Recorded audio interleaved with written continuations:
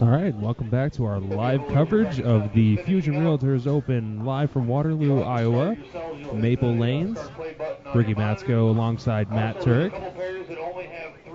Matt, how are we feeling about the scores today?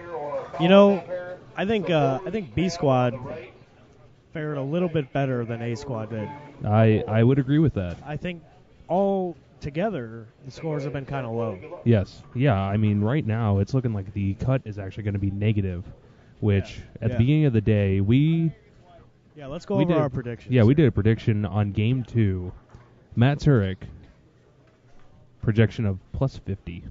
Well, I went with round numbers today. You did. You did. I totally did. Plus 39 was what I guessed. Then we had a few people in the chat. We had Mr. 500, plus 12. DJ, plus 70. Cranker 0 at plus 45. And OKC with plus 74. So right now it looks like Mr. 500 is at the closest pace. And then we also have our projected leaders. Matt, you went with plus 90. That's already been obliterated. Yeah. Tom Hess had that in the first one. Definitely.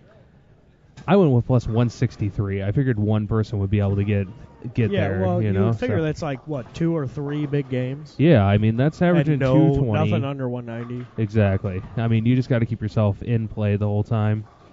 Let's see who we have for our live.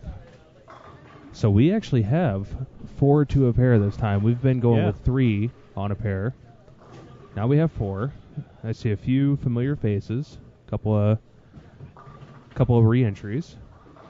We have Jordan Eli, Steve Foss, Brett Cooper, and Blake Schmidt on lanes 5 and 6 to open the day. Then we have Nick Crummell, Dan Perry, Vince DeFranco, and Ryan Wilson down on 13 and 14 to open up. I'm really looking forward to this squad because of the re-entries.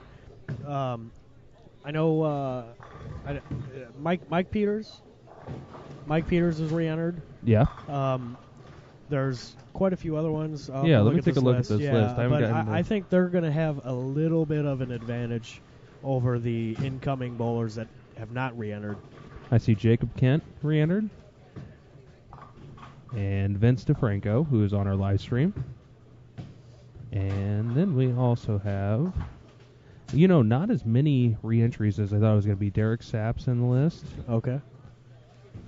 That's pretty much all I see. Name I haven't heard in a while, and I'm sure that he's still traveling and everything. Jason Poley is on the list. So we'll see what he can do here at the Fusion Realtors Open. And we are actually still not using 31-32 down there. Is 29 and 30 off? Or is that just 31-32?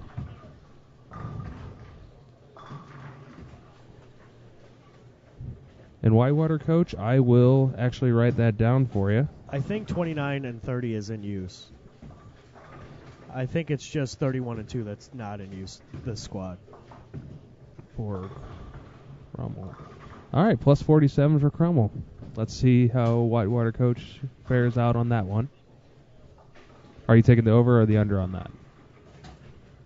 Whitewater Coach just says that Crummell will finish plus 47 on the day.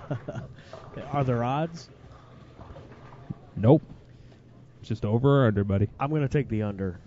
I'll take the over. I'll go with the over on that. You want to bet a coupon? A coupon? I got a coupon in my pocket from the... I gave you the coupon, though, so it's kind of betting with my own money. But all right, that's fair.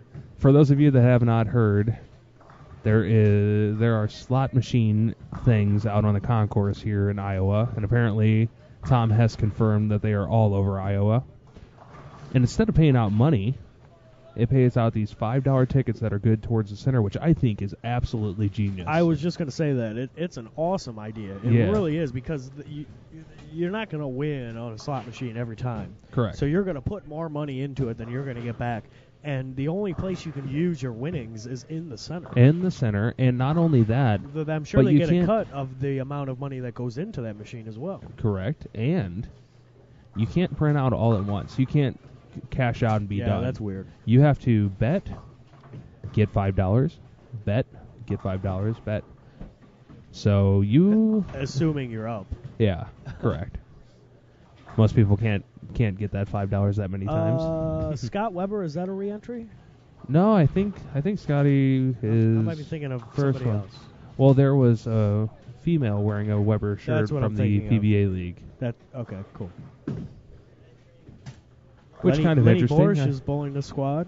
Who's that? Lenny Borsch. Lenny Borsch, nice. Jacob Borsch as well. There's Derrick Sapp, we covered already.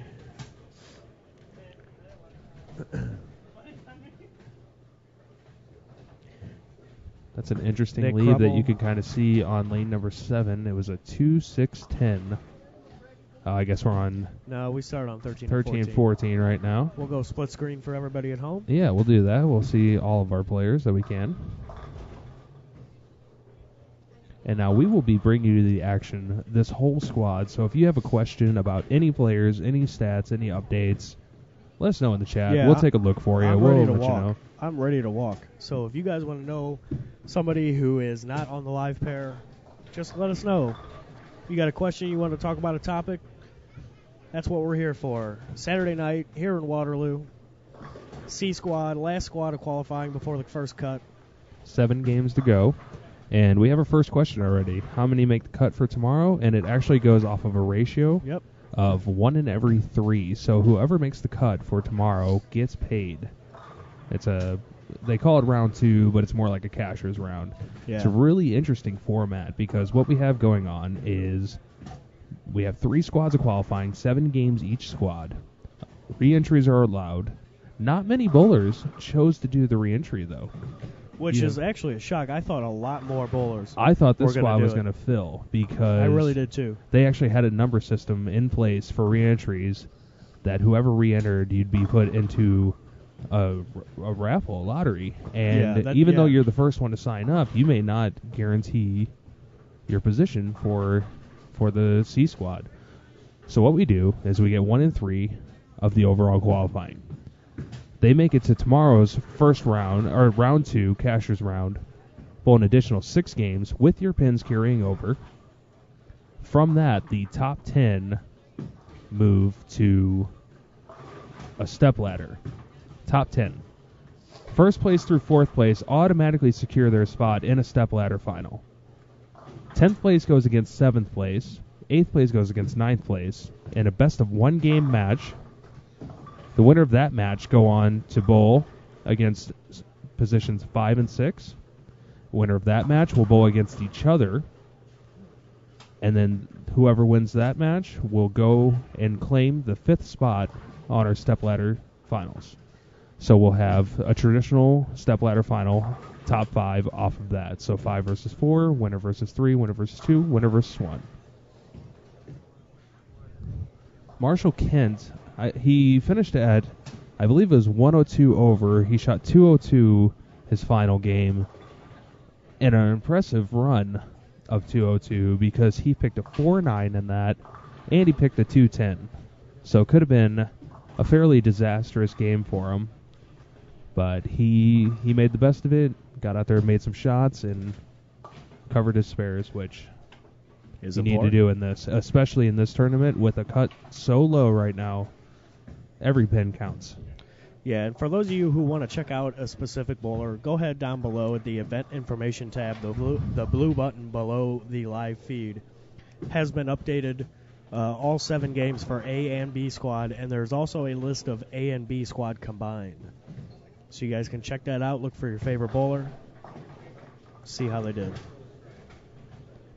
And a really interesting thing was that Marshall Kent decided to throw urethane today. Yeah, he Not started from the very first game all the way till the end. And he was going up 3 with it. Yeah, and it looked beautiful. Well, I'm sorry. Actually, I take that back. He did switch to an IQ Tour Solid at the end of the day, made a big move left, but he did start not with a pitch black, not with a natural, not with a supernatural. Oh, no. He went with a 1996 Flame.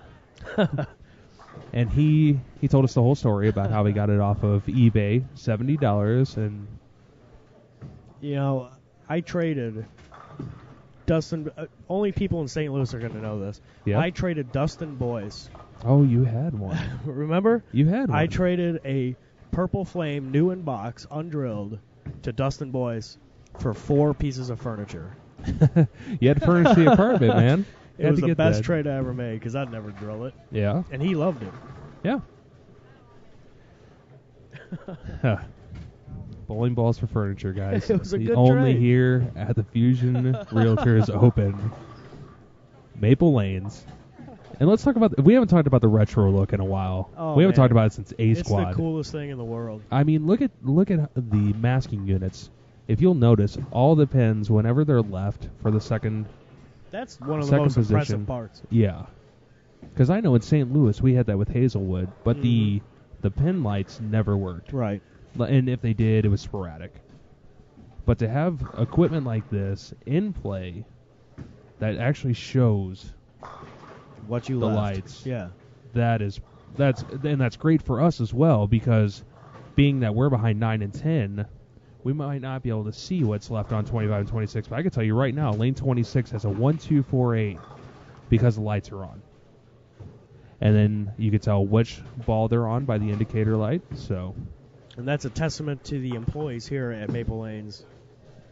They do such a, I'm sure the mechanic and proprietor do such a great job in maintaining these retro masking units. They have state-of-the-art scoring. Yes, they do. And, This is really state-of-the-art. Cool. We walked in last night, and there were open play bowlers. And what they had was they had the score sheet going, and then at the left side of their score sheet, they actually had a picture instead of their the name. person. It might have had their name, Yeah, too. it had their name, but it had a picture yeah. of the person in the spot. When do they take that picture? I don't know. I'm guessing when they sign in, maybe. You got to, like, stand in front of a camera? Yeah, probably webcam, something like Yeah. that. It's genius, though, because is it cool. actually substitutes your face onto some of the graphics. Yeah. So it's really cool to see. We do have a total of, 57 in the squad? Yeah, 57. So that means that we are going to have, I can tell you how many people, 130, 143. So that is going to be the top 47 make it to tomorrow. That is a lot of people to make a cut. Yeah. And paid. Yeah, they're all getting 47 paid. people paid. Yeah. Everybody who makes it tomorrow is getting paid. And the low cash spot, well, this is based off 180 entries. The low cash spot was 215. But it's probably going to be adjusted. But from what I hear, I mean, we have some great sponsors here for this tournament. And half the bracket money comes back. We have Fusion Realtors as our title sponsor. We have Storm, the Bowlers Company. We have Budweiser, Bud Light.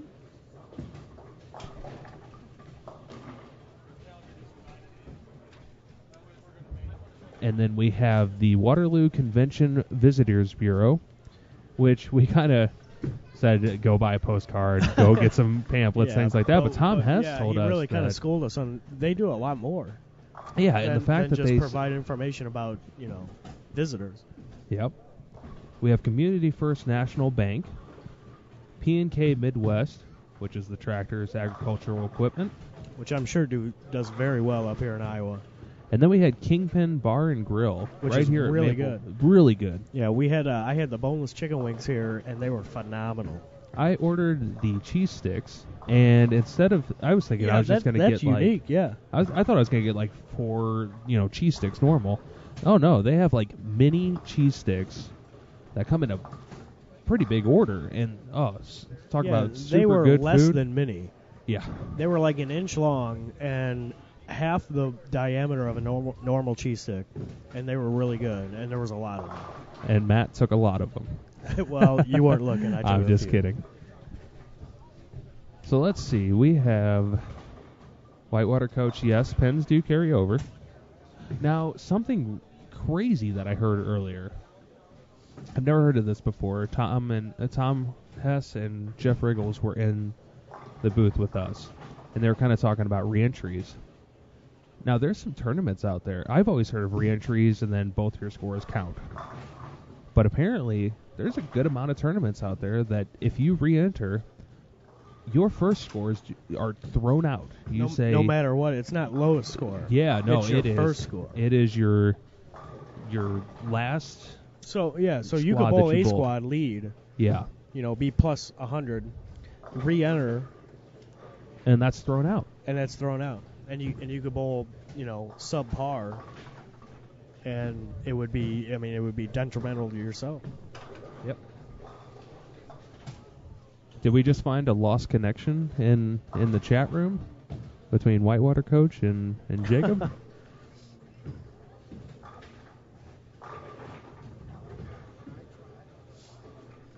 All right, so we're halfway through game number 1 here of C Squad. They're bowling quick. They are bowling quick, but scores are... You know what? Scores are better. You think so? Scores are definitely... I don't know. I kind of... Well, I'm looking at the featured pairs. I looked at 11 and 12 and then lane 13. I see a 280 going on lane 13. Correct. I see a 245 on 12. 260 going on 12. So, a couple decent scores. I see a 267 on 9. So, but then I come down to 7 and 8. A little bit lower. So, but then again, like before, spread out. The people doing really well are the people that are lined up are scoring pretty high. The people that are low are pretty low. Big distinction between first and last here. And that's been true with both squads. Oh, yeah, absolutely. And I'm kind of interested to see how many people are playing outside to start and how many people are playing inside to start. I really feel like this squad so far is a lot tighter. It seemed like the first squad was pretty tight. Second squad had a lot more back end, it seemed like. A lot cleaner reaction. And this squad just seems like everything's super tight.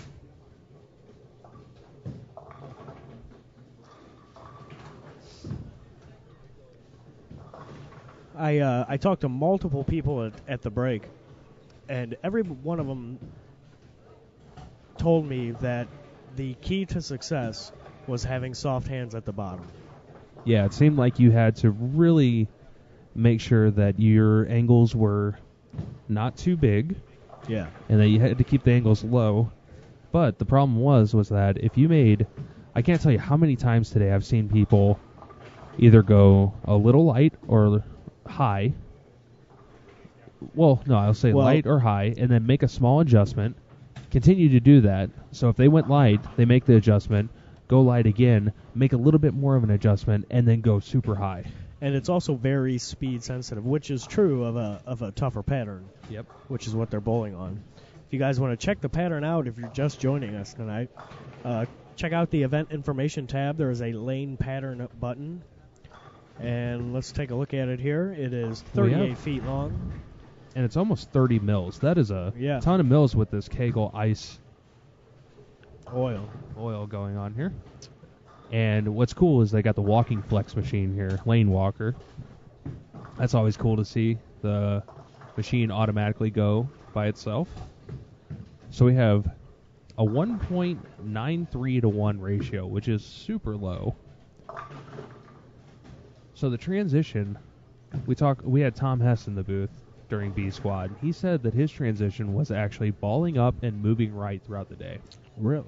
Yeah, he went from a radical scorer to a radical guru, which is a pretty good amount of difference. The guru reads a lot earlier, and he said he actually moved right on the day. So that just shows that... Yeah, that seems to be the opposite of what the average bowler is doing here at this event, and that's moving left inside the track. Now, I want to say that the people that are starting outside of 5, when that goes away or starts to early hook on them, they're going to jump into the track and have to make large adjustments. Yeah, I'd say at least a 20-board move. Yeah, and even then larger adjustments, because most people, it seems, looking around, has started in the middle of the lane. Well, when your break point is 3, 4, 5, and then you get up there and you have to move into 10 where everybody's been playing, right, you're going to have to make a big move.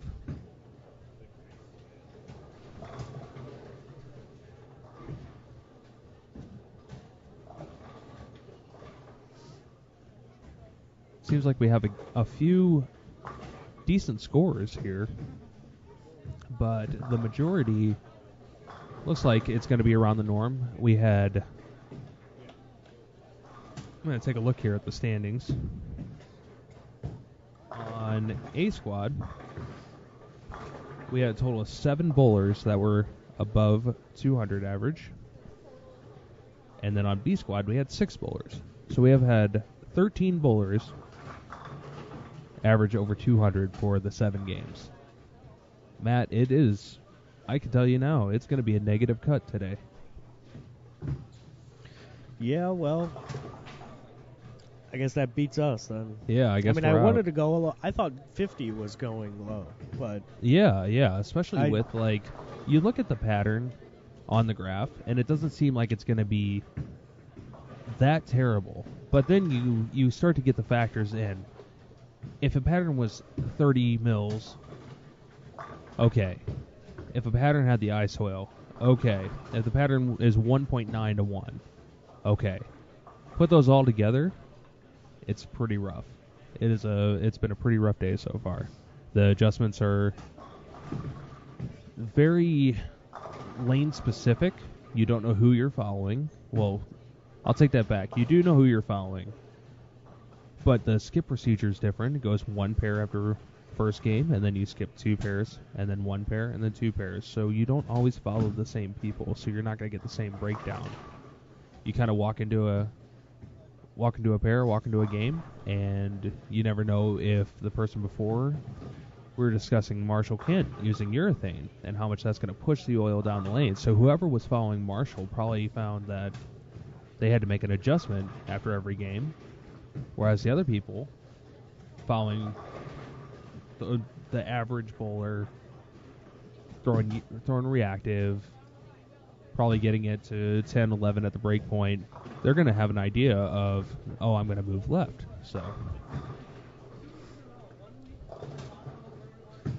John Marsala says 25 under. Oh, I'm sorry, 27 under is going to make the cut. So I'll go ahead and write that down, even though it is a very late prediction, but I guess he made it in.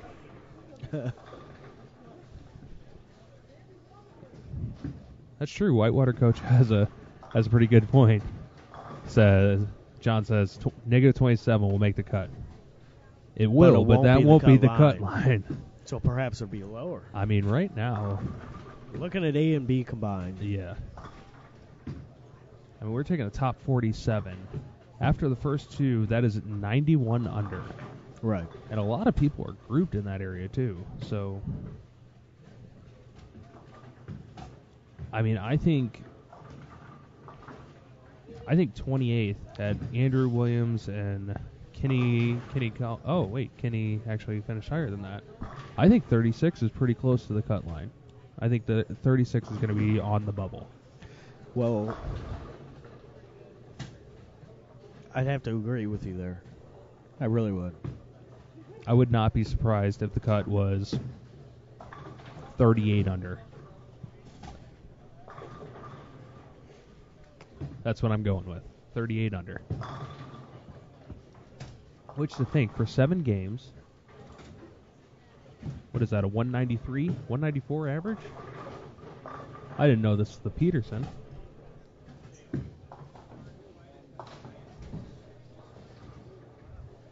All right, so... Well, Casey Murphy actually re-entered, so he was 17th. Yeah, he actually finished at -9, so we got to take him out. So it'll actually be lower if you want to...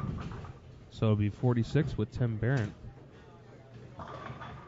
And you know what? I feel like if Tim squeaks in the cut on this one, he's going to come out tomorrow and just... And fire. And fire away. I really think so, too. Yeah. His last 2 games really were subpar, and you could tell it affected his mental game. He was showing some emotion. I mean, not to call him out, but, like... Well, no. He missed a 7-pin that game, and he missed a 5-pin that game. Yeah, so and that's rough. It is rough. It's rough on your psyche. But making the cut, knowing that he had those mistakes and still made the cut, you know, if he comes back tomorrow, he's going to come out firing. And we know Tim. I mean, he's from the same area as us, and he's a great bowler. I mean, he's having a lot of success over the last few years, and to see him do that and still make the cut, you and I both know that that's not the best that Tim can do. No. So if he makes this cut, game on. I can tell you that.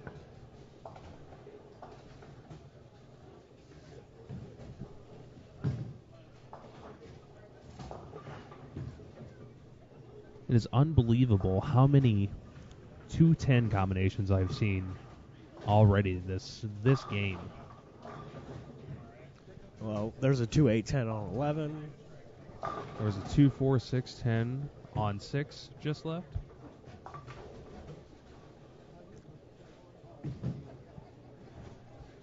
And scores so far do seem like they are lower this round. Yeah, taking a look over at 13 and 14, one of our featured pairs. We have a 154 in the 9th working on a strike. We have a 168 in the 8th working on a double. And he leaves a 7-pin in the 9th.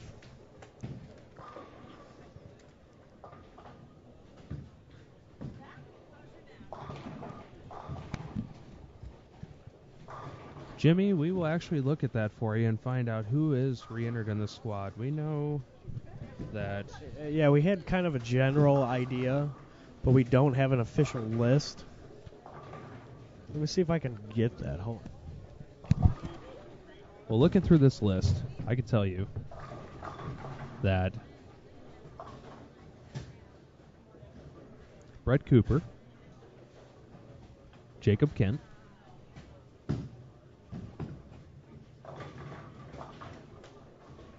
Vince DeFranco.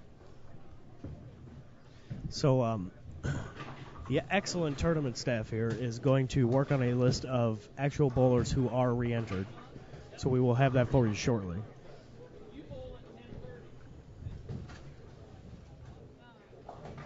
Cranker, that's pretty funny. It is. So Matt, you never uploaded what you said you were going to upload last squad. Oh. Well, so, it was. I felt I would wait for it. It's really funny because in A squad we got kind of off task a little bit. Decided to talk a little bit about old school video games. And we were talking about the old Atari and Nintendo games and things like that. And then Matt happened to mention that he loved the tabletop version of Miss Pac-Man. And so I walked into a couple of areas down here at Maple Lanes, and I happened to look over, and I thought to myself, did Matt mention that he was playing the game or that he played it as a kid? Sure enough, there is the tabletop version. It wasn't exactly Miss Pac-Man. It had a whole bunch of different games in it. I think it had Galaga. Yeah, it has like... It had Galaga on one side and Miss Pac-Man on the other. Well, this in here has like 50 games in it. Oh, it did? Yeah, it's got a huge list of games that you can play. Is it a quarter? I think it's a quarter. Do they take the tickets? They don't take the tickets. I wish they took the tickets. He's going to be silent for a little bit because we're both going to go in there and battle it up. Exactly. I'm going to take down Turek and Miss Pac-Man. So we'll go ahead and get a picture of that up on, I guess, the event information? We'll see what we can do here. We'll see what we got.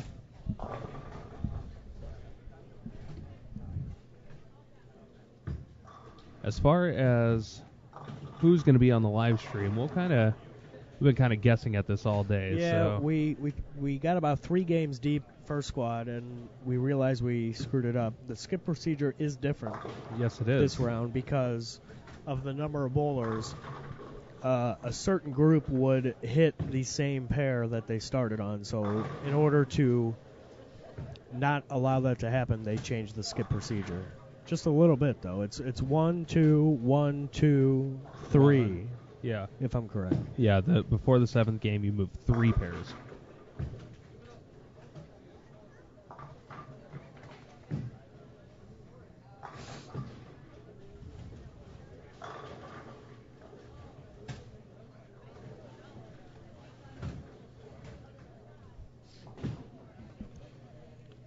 All right, so we go skip 1, skip 2. So skip 1, skip 2. Boy, this is a lot of work, Matt. I know. Is that why you're having me do it? Yeah.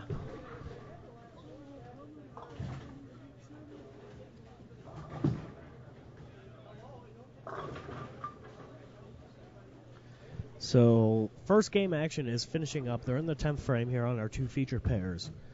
On 5 and 6, I see a 180 game. I also see a 139 game. The gentleman on 6 in the black shirt here has a spare working in the 9th. This is his first ball in the 10th. And he mixes up the bucket light. He has 154 in the 9th on a strike, so a 184 if he strikes 2 more times.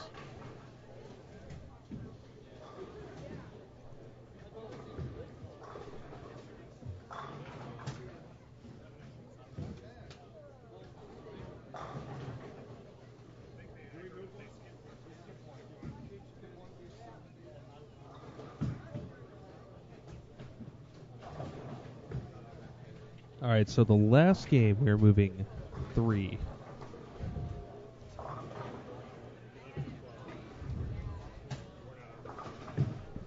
That is correct. They bowl 6 more tomorrow. Pins do carry over. Looks like we have top 47 coming into tomorrow.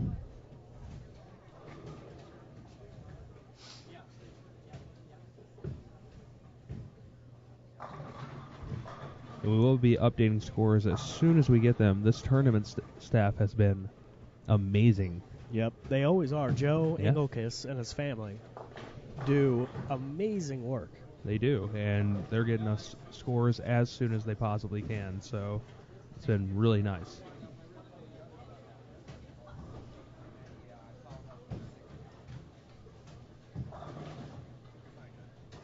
And interestingly enough, it seems like with this new skip procedure, it looks like a pair is going to be hitting the live stream twice. Oh, really? Do you know who it is? Yeah, it looks like... Let's see. 1, 2, 3. Yeah, they are. Whoever is on 3 and 4 for Game 6 are going to be on 13 and 14, so they're going to be on live stream 2 pairs in a row. So let's go ahead. Well, first, both action has completed for the first game on our live pairs, so we're going to real quick show what they have in the bar. It's the greatest thing. I wasted a lot of quarters in my day. They used to have one at a Dairy Queen down the street from where I worked. And here it is right here. It's the Miss Pac-Man and Galaga Tabletop.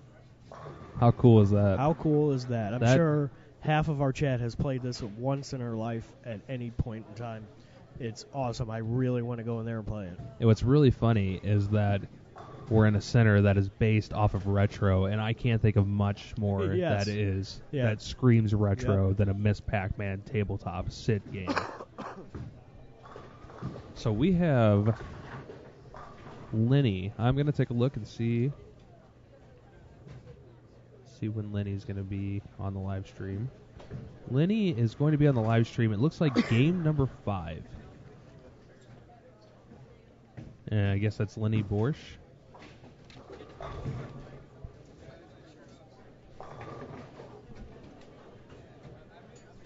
So that was to Wood Lanes. Game number 5. And right now we are going into game number 2. Live from Waterloo, Iowa. Maple Lanes. Ricky Matsko alongside Matt Turek. Fusion Realtors Open. And just a lot of...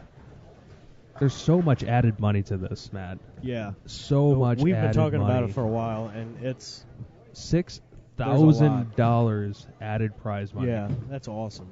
I mean, that is kudos unbelievable. To sponsors and the tournament staff who was able to secure the sponsors. I know we went over them earlier, but we just want to mention them one more time here. The Fusion Realtors Group, does a great job adding money, and they're the title sponsor here at this awesome event. Of course, you cannot forget the one and only Storm, the Bowlers Company, making some of the hottest balls on the market today. The Waterloo Convention Center, Budweiser and Bud Light, the king of beers. That is the Waterloo Convention Visitors Bureau. Visitors Bureau. I stand corrected. Sorry about that. The Community First National Bank. P&K Midwest. And then right here at Maple Lanes, we have Kingpin Bar and Grill, who are donating...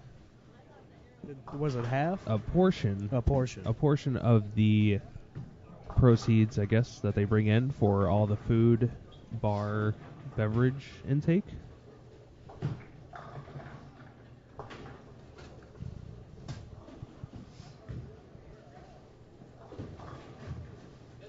Yeah, tomorrow, just to clarify here, tomorrow's after the cashier's round, the steps, like Ricky said, 1 through 4 secure themselves in the traditional step ladder.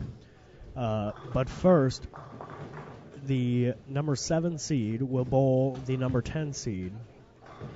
At the same time, on a pair next to them, the 8 seed will bowl the 9 seed. Then the 2 winners of each of those matches will bowl each other to become the 5th seed in the traditional stepladder, which will follow. You know, it's kind of interesting to think.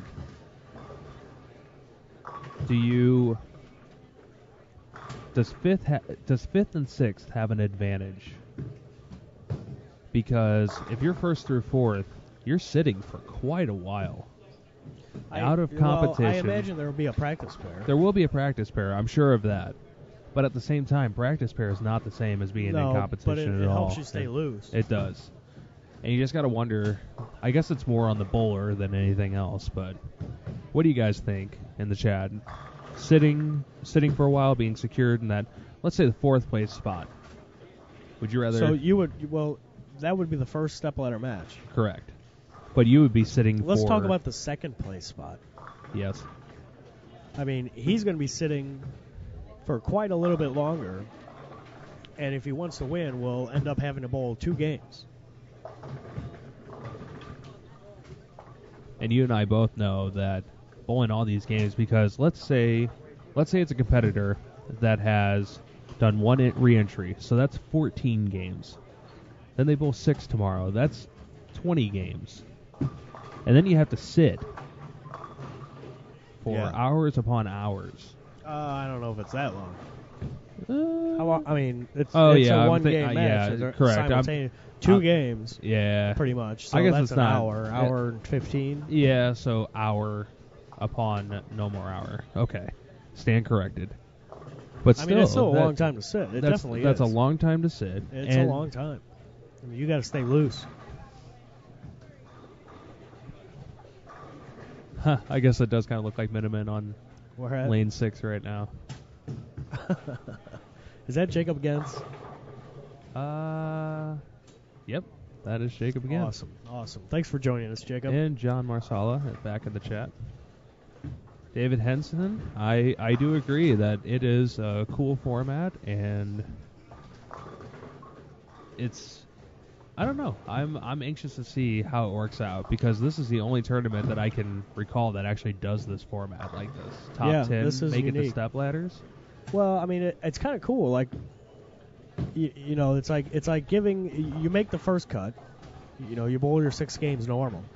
The best of the best are through to secure themselves to the stepladder, and then the rest of the top 10 are going to battle it out for a chance to take down the best of the best. I like the idea a lot. And now I'm just looking over the payouts. Yeah.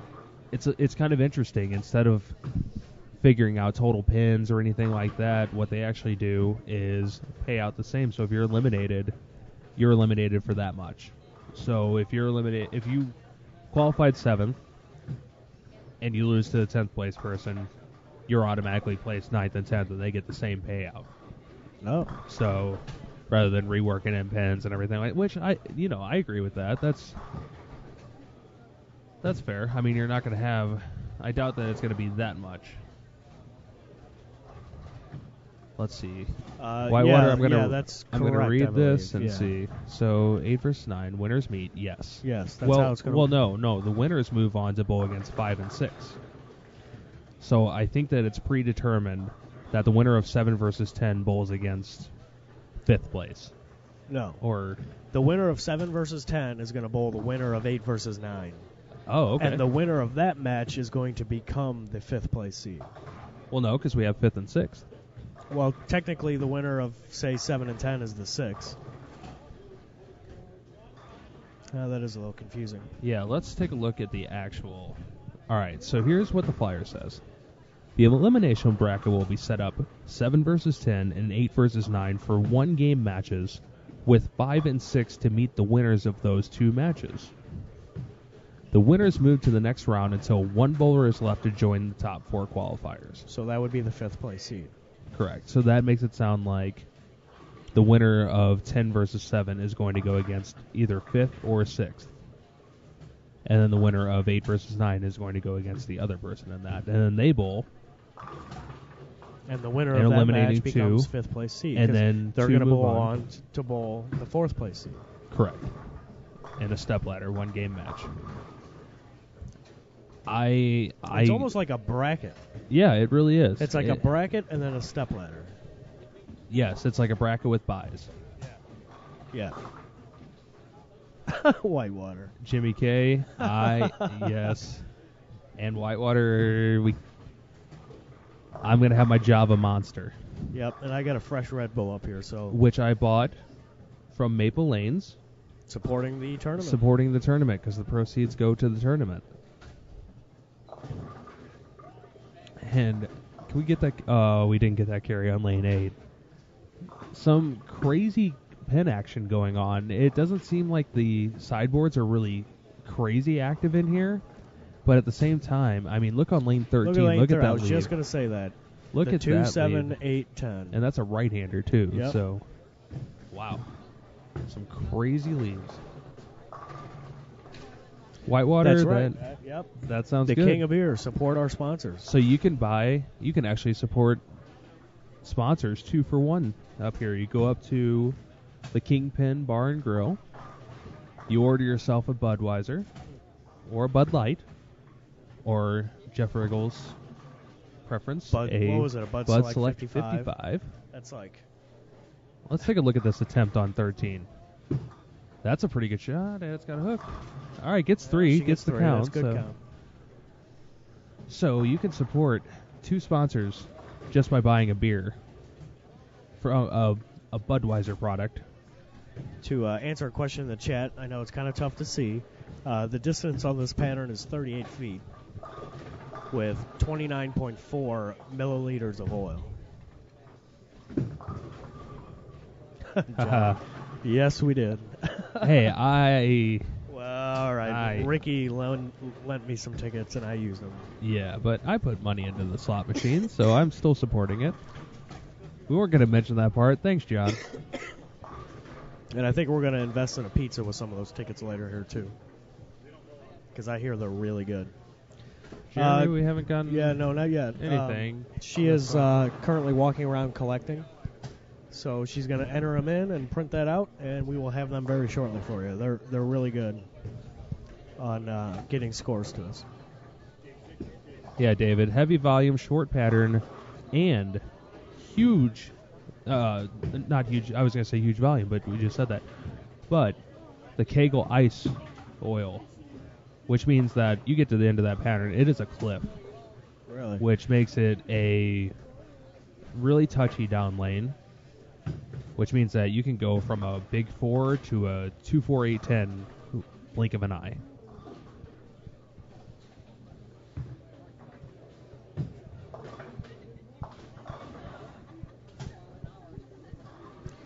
And it seems like with Jacob, what he just said, if you keep your angles low and you keep them closed, not opening it up too much, it seems like those have been the better scoring players so far. The ones that get a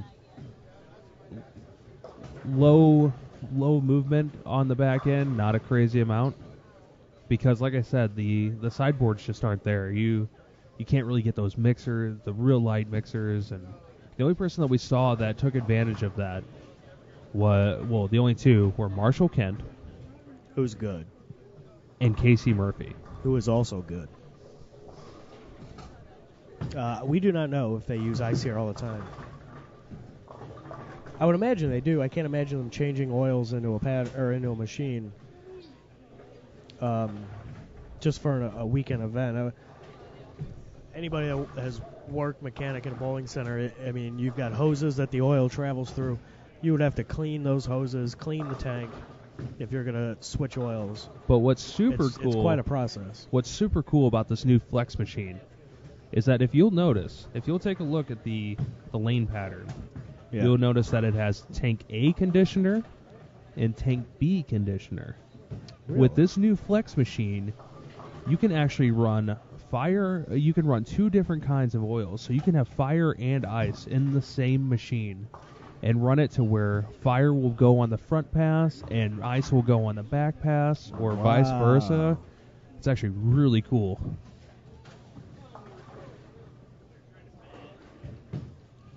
It's pretty amazing. It definitely is really amazing.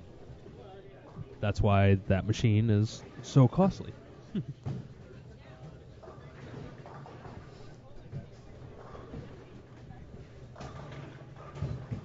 So we are about halfway through game 2 Yeah, here. we're moving along nicely. There's a 4 in a row on 6.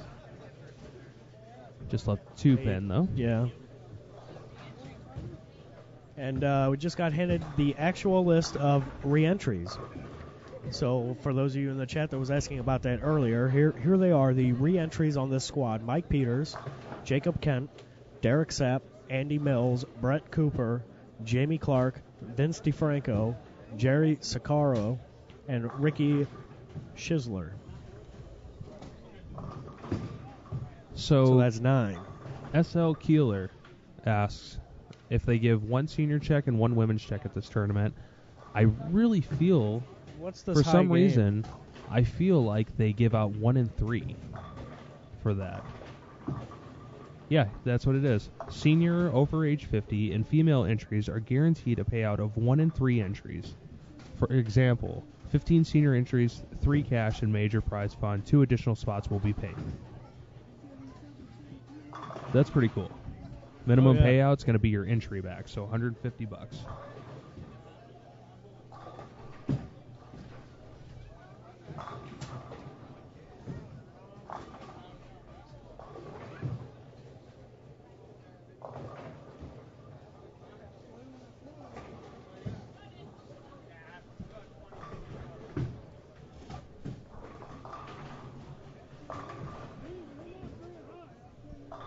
So I'm kind of looking around. I still think front 7 is the most that we have had here all day. And that came in A squad, right? That came in the first game of the tournament.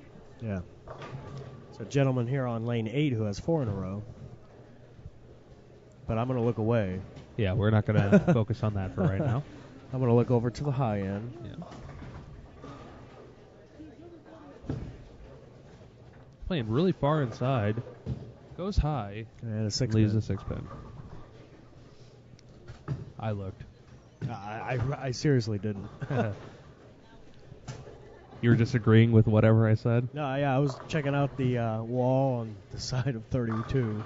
You know, it's really funny because there's like a wall graphic, carpeted wall graphic, and the only other place I've ever seen anything like that before is St. Clair Lanes in Belleville, Illinois. Show Me Lanes has got a carpeted wall graphic. All it says is Show Me Lanes, but... Yeah, but I'm talking like the picture. And well, okay, yeah. Yeah, they got all mirrors over there, too. Yeah, it also doesn't go down to the lanes. It stops at the foul line. And they have mirrors that run down the left and right side. Yep. From where the foul line goes back to the pin deck. Which makes it look like a lot bigger center. I was just going to say that. It really does.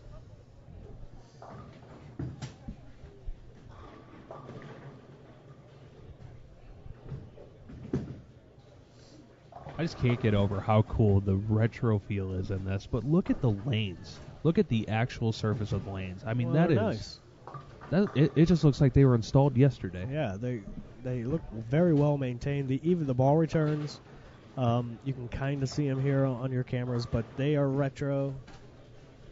The masking units, I think, is the most retro thing on the planet, and they actually stick out. It's hard to tell, but on the left and right side of each pair, they kind of protrude out almost a foot. That's true, but another thing I noticed yesterday is that it's going to be really tough if anybody ever has to get in front of the ball return here.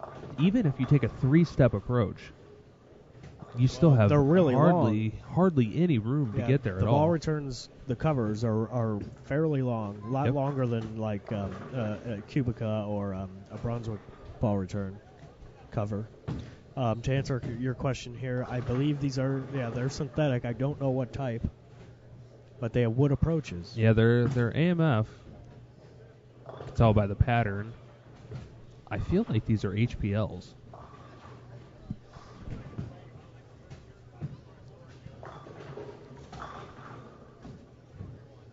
Yeah, they have wood approaches and they're synthetic lanes. And I believe they're 8270 machines in the back. Yeah, exactly, Jacob. Very similar to what St. Charles has. And Cranker, I have to agree with you. I believe they're HPLs because I feel like SPLs had some kind of lane marker or maybe a different design because these have the 3 light board, 3 dark board combination.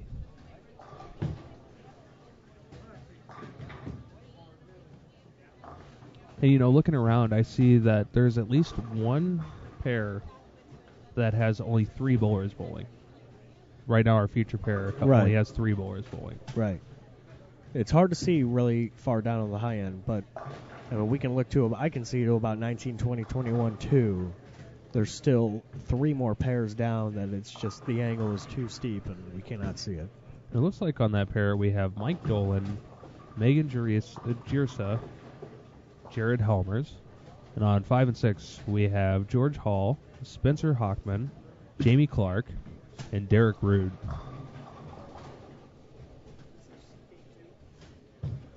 Hey, and we hit 100 viewers. All right, there we go. 101. I like that. And there's an answer from tournament director Greg Engelkist. They are HPLs. Thanks, Greg. Sitting behind us. And now with David, I do agree. Usually you think AMF surfaces, AMF synthetics, you think friction. But with this pattern out, there is a really high volume. It's the Kegel ice, and it's a low ratio. It's 1.9 to 1. So the friction just isn't there today. It really isn't. At the end of the squad, you could see some people kind of getting left, but it's not. I haven't seen anybody even come close to being in front of the ball return this whole day.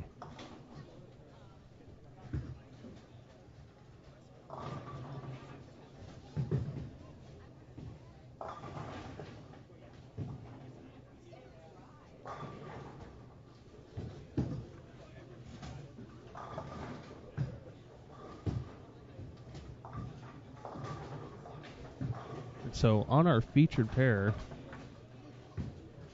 it looks like, let's see who we have coming up. Looks like that should be Derek Rude. Has a potential 255.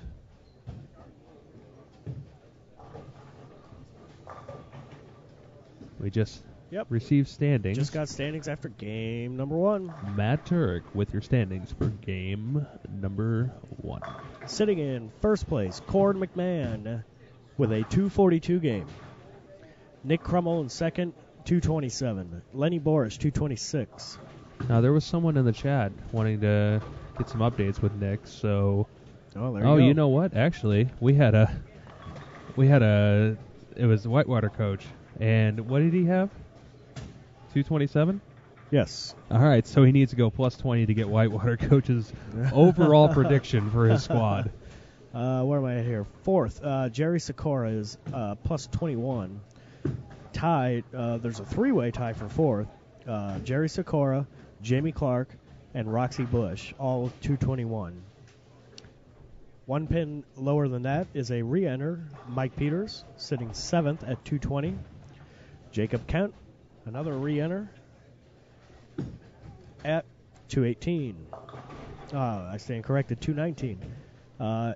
Ninth place, Kurt Kroll, 218. And rounding out your top 10 is Tim Schmidt at 214 for the first game. So, Matt, how many... So we had at least 10. How many people over 200 that first game? A lot. A lot. 25. Wow. So almost half the squad Yes. There is going to make the cut. Yeah, well, after game one. Yeah. Other notables here, Derrick Sapp had 210, sitting in 14th place. Brett Cooper in 20th at 202. There's a three-way tie there. Megan Jersa at 202 and Jason Meschker at 202. I'm sure I butchered that name. Now, Matt, let's talk about something here. Okay. Felt something different in the air going on. I just realized they turned the fans on for the first time today. Really? Yeah, they got the fans going pretty fast in here. Oh, feels good. You know, you just gotta wonder what kind of difference that's gonna make to the whole. You know what? I'm a firm believer that any change in that type of stuff makes a difference out there. Mesker. Thank you, Jeremy. Mesker. Jason Mesker, 202. So, I honestly feel like, you know, more people are bowling on the pair. Got fans going now. You think it's going to make the lanes play different? I think it could. I really am a firm believer in that. I mean, they've got them cranked in here. Is that like standing on like the 17th tee and the wind shifts to the northeast at about 6 miles an hour? Yeah, it's like 10 Cup when he hits a shot and he's like, "Oh, you feel that breeze?" and then it drops into the water. I mean, come on, Chad, help me out here. Who else? Anyone else out there think that difference in air conditioning, difference in heat, difference Now, in... I am a firm believer in the humidity of the outside air, outside the bowling alley. Even though you're indoors, the doors do open, let that humidity in, does affect the play of the condition. I firmly believe that. However, I don't know if fans will do it, just because it mixes the air up. Matt, I want you to full screen 13 and 14 on this, because I'm actually calling that 15 might have a shot at the 710 on the right side of our screen. And if I call this... Yeah? That'd be awesome. Oh. Thought I was going to have to owe you something. No. I'll buy you a pizza. Oh, cool. I got 2 $5 tokens in my pocket. Tickets. Come on, get them all. Nope, you owe me 2 pizzas. 2 pizzas. Let's go down to 5 and 6 for a little bit. All right. 5 and 6 are entering their 10th frame. First bowler, Jamie Clark, has 237 going. Jamie Clark is a re-entry, correct? Yes. Yeah, I thought I saw him bowling earlier, so he finished out. Let's see where he was at.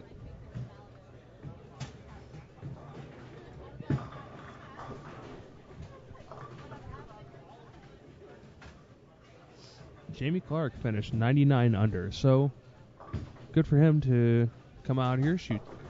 If he gets this one, he gets 230s. What do you open with that first game?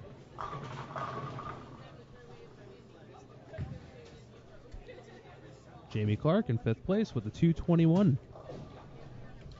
Kind of figure something out. Scores are now updated down below in the event information tab. C Squad Game 1, page 1 and 2. You'll have to hit the blue button and click manual refresh. It does not refresh on its own. And you can look for your favorite bowler and see how they did the first game. There it is, a light mixer. Jamie Clark going... get himself to 58 up after 2 games.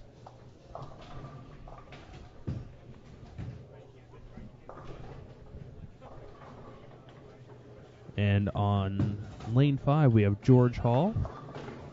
George doubles here. He will find himself with an even 200 game.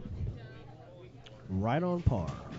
Game 2 finishing up at the Fusion Realtors Open. Maple Lanes, Waterloo, Iowa. Ricky Batsko alongside Matt Turek. Matt, you have just been jack of all trades today. Producer, I've been cameraman, sideline reporter, Wow. IT, troubleshooting. 237, Jamie Clark, so that puts him at 58 over. What other jobs? Key grip, assistant director. Executive producer, maybe. See what else we can come up with. What, are you gonna Google things? I'm gonna Google some All movie right, titles. Well, game 2 is finishing up here. 10th frame you're watching here on 5 and 6. 13 and 14 they are moving pairs, and there's another 7-10. There's been a lot of 7-10s left in it today. There have. I just have this feeling that we're gonna see one picked up. It might happen. I really do. Here at the 2015 Fusion Realtors. Open. See if we can get a converted 7-10 split. All right, let's see what else Matt can be. A director. Oh, that's pretty fast. Oh, bad bounce. Yep. I don't know if you could be a second unit director, Matt. Gotta oversee the photography, assistant to the second unit. Wow. Ah. Considering it's just me and you, I guess that's one unit. And I'm not taking pictures. The only Yeah. picture I took was the Pac-Man game, so I guess you did use that, No, so you I oversaw took it. pictures of the standing sheets, the first squad. No, I'm talking about you're supposed to oversee me Oh. of the well, photography. So, I think I was busy when you did that. you know what? So you can have that title. I feel like you've got that. Location manager? Matt Turek, location manager. All right. Location scout? Nope. I think that goes to Flanagan. Yeah, that's true. System administrator. Oh, yeah. Yeah.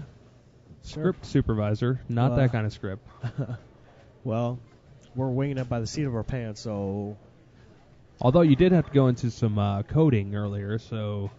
With that kind of script with our connectivity issues. Oh, I just ran some IP config. Oh, tell us more. Well, the BLT drive got a little warm. They put it in the toaster a little bit too long, so I had to take it out and put it in the fridge for a little bit, cool it off. Hey, Matt, why don't you tell the audience what's securing our hard drive right now? Oh, bowler's tape. Bowler's tape. Master Bowler's tape. A product of Storm, the Bowlers Yeah, company. That's right. Bowler's tape fixes everything. So does Robitussin. Oh gosh. They are not sponsors. Camera operator. Yeah, I did that. Yeah. I tried to get that guy's backswing and failed. Digital imaging technician. Yeah, well, I'm going to edit all this video next week, so... Gaffer. There's a job title called Gaffer? Gaffer. Like gaffing tape? No. Oh, okay. That would be awesome, though. I'm a master at that. It's the head of the lighting department. Well, no, we don't have any lights. See, we are educating our audience because now when they well, look at the credits... I don't know if you've noticed, but movies, the chat has completely stopped. I know. I'm sorry, guys. All right, well, game number 3 here is getting underway. But we did gain 2 viewers. We did. We're at 103. Game number 3 is underway. The gentleman on 5 just threw that bucket, and I believe he fouled. I guess not. It did not sweep it off. I thought I heard a foul line go off. Maybe it was a different lane. Maybe. Nope, there it goes. Nope, it did sweep it. He did foul. That's interesting. Yeah, that's a rough start. Yeah. But that's an interesting way to now it's Yeah. going to go again? Maybe? No, I don't know. It says it's on first ball. but it does say. Oh an no, F. it does say it's on first ball. Thanks to those light indicators. Yeah, and the tireless work of the staff here at Maple Lanes.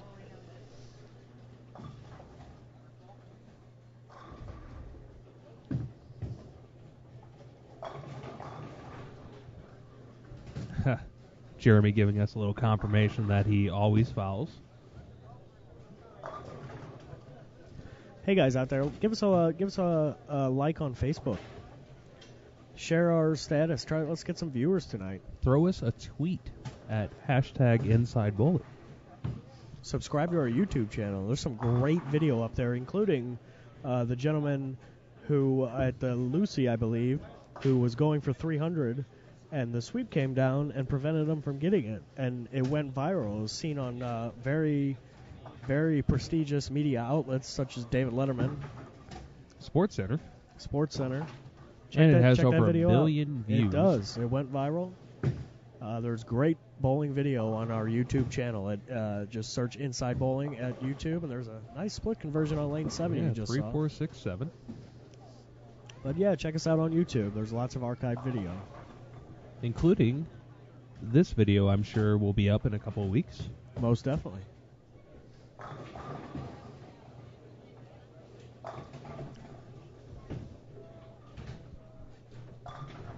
It's kind of nice to see a tournament where almost 50 people cash. And from what I'm hearing, because the tournament director, Jacob. What do we I just read his chat. oh yeah,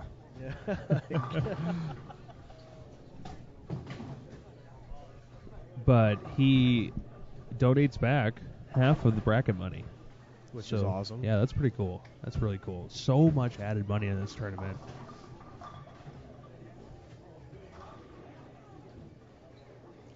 So 13 and 14 is still awaiting the bowlers from 7 and 8, I believe, is where they're going. Just finishing up. Yep. Skip 2 pairs. So game number 3 looks like we have on 3 and 4. Oh nope, I have messed up because I know Derrick Sapp is on there. Oh wait, no, that's yeah, okay, got it. Actually, I got this. I just looked at the wrong one. So game 3 we have Brian Bowers, Jason Poley, Derrick Sapp, and Andy Shute. And then on 15 and 16, we have Russ Cruz Jr., Cord McMahon, who is our leader after game 1, Ricky Schisler, and Chuck Schuett.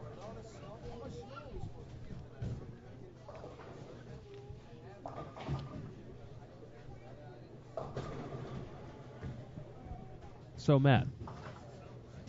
Oh, actually, not Matt, because had to step away for a second. Sorry, I had to get a weather report from some locals. They said that snow might be moving in tonight, and I was under the impression it was going to start tomorrow. Oh, that's not good. Do you remember the first live stream that we ever did with Inside Plaza? Bowling at Plaza? At Plaza. Oh, man. We had a tournament where it snowed unbelievable amounts. I mean, all day, heavy flurries, and we still had a great showing. That was back in the junior days. Yeah, when we were running junior tournaments, and wherever I parked, I picked the worst spot possible, and the snowplow came through and pushed all the snow out of the driveway or the parking lot there. And I guess by bad luck and victim of circumstance, the plow pushed all the snow, pretty much snowed my car completely in. Oh yeah, I had to leave my car up there for a few days, and then eventually I just had to go because they never came in to unplow mine because I was right next to you. Yeah, and then eventually I was just like, all right, gotta go over this hill. I had to shovel my car out of snow. Yeah, it was that's snow the one. mountain. Chris Ennis was in the booth with us. Yep. Yeah, I remember. Yeah, there you go, Chris. Yeah. Yeah, that was a lot of snow. Hammer Girl, I'm not sure if that went through or not, but what that was you just put $10 in, and then if you win, you get the money in the pot. And I'm Win guessing. the tournament? What's that? Win the tournament? Win the tournament. It's a $10 bet you win tournament, or side pot. And so usually how those work is that if you win, you get all the money in the pot. And this tournament happens twice a year. Yes. So I'm guessing if you don't win this year, it carries over and it continues to grow. So you can get a pretty big payday if you get a good amount of people. Speaking of games here, I'm going to bring up this idea of a bowling related gambling type of thing. And I want people in the chat to chime in on their opinion of this. So there's a Liga Tuesday at my home house. They have a card game. It's $5 to get in, and they have a deck of cards. And on each card, they write a number from 150 to 299. Okay, which is going to represent bowling scores. They take the cards, they shuffle them up, and after every game, they randomly draw a card. And whatever number or score is on that card wins the pot. And it's completely random, no skill involved. It's not like a bracket. You can't influence it at all. This game has exploded in this bowling center to where there at one point was over $2,500 in the pot. Wow. And it got hit by one person. Yeah. Because, say the cards drawn is like 190. If 5 people shoot 190, they split the pot. Yeah. Well, when it got hit for the big money, I don't remember what the score was, but it was one person that won it. Wow. What do you guys in the chat think of that? Yeah, mystery game score. They do it at Show Me Lanes. Tuesdays and Thursday Night League. And every week, the pot carries over and gets bigger and bigger and bigger and bigger. And I think when somebody hits it, I think the house puts $200 in to get it started. Wow. I mean, that's pretty nice. If someone hits it first game, though, and the bowling center puts $200 in, and someone hits it second game, that's a bad night for them. Well, yeah, I know, yeah. I mean, and it didn't take long. Like, pretty much the entire league, it's a full, well, not full, it's 22 lanes. 24 lane center and 24 lanes of league. Pretty much everybody in the league gets in. It's $5 a man per night. So, I mean, it builds quick, Yeah. And it's separate for each league. They do it Tuesday and Thursday, but the pots are separate. Oh, wow. That's a pretty cool idea. You can get $2,500 for shooting 163. Yeah, exactly. Yeah, it's totally random. It's not, you don't have to have skill. You don't have to face a bowler to win. It's just a luck of the draw.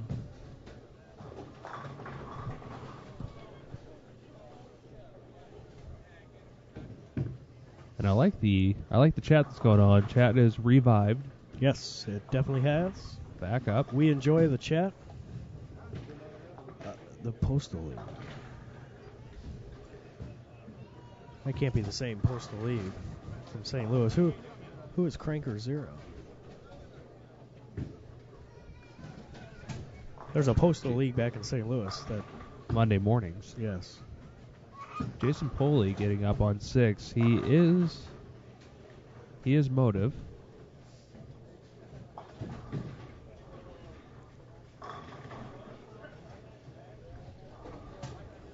Wow, that's pretty cool, Whitewater Coach. If multiple people hit it, it carries over. Oh my! That builds it up really? a ton. Wow. Ooh, man. That's pretty cool. That's got to be rough if you're one of those ties. Yeah, can you imagine? Yeah. Up there for $10,000, you shot 153. Yeah. And that's you the don't know score. what everybody else has got. You don't know how many other 153s there were. So when he calls the number, you're probably like, oh my God, I won. The money, and then you get up there, and then here come like 4 people. Yeah. And then nobody gets it. Everyone's like, nope. Go back to your lane. shoot another 150. There you go. $1 buy-in got up to $1,200. Wow. That's good money. I mean, I guess that's pretty good for your return for your investment. I mean, you got to imagine. I'm sure these guys get in every week. Yep. But even in a 36-week league, that's $36. Yep. You know, for a chance to win $1,200, which it probably grows pretty quick. I mean, let's do a quick thing. So your league on 24 Lane Center, how many people are on a team? 5-man team. 5-man team. And so a it's lot 120. From what I understand too, a lot of teams go in as a team too. So the whole team will pay the $25. So you're and automatically then they split it if getting, somebody wins on their team. Because with 120 people, more than likely you're going to hit at least once a night. Not you in particular, but it's probably going to be hit with 120 chances. Over 150. No, you'd be surprised. Really? I know the one on Tuesday because I sub in that league has been hit 3 times. Wow. Since the beginning of the year. And Jeff Peters won it. Huh. Not here, Jeff Peters. Not this Jeff Peters. Mike Peters back home in St. Louis, his brother.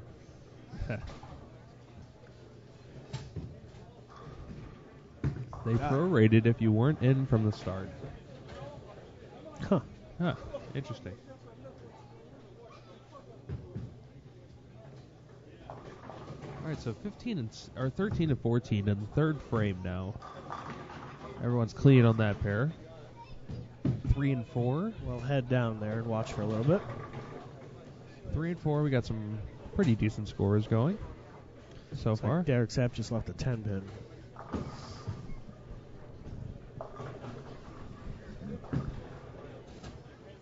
Yeah, I was always a fan of like little side pots like that. Like I really like the not mystery doubles, but the dollar side pot second game doubles and. Oh, like Derek Mattson runs. Yeah. Derek okay. Mattson. I know. You know, we always did Gary Jackson and Willie Long.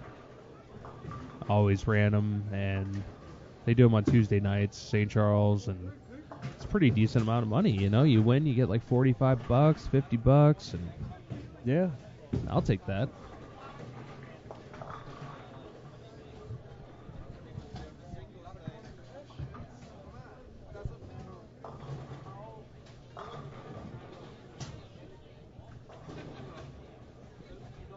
You know, I think I would be surprised at how little it gets hit because I feel like it would just get hit every other week. You would think. Yeah. You really would. I thought the same thing, but, you know, I mean, we're talking every score from 150 to 299. 300 doesn't count. It's not in there.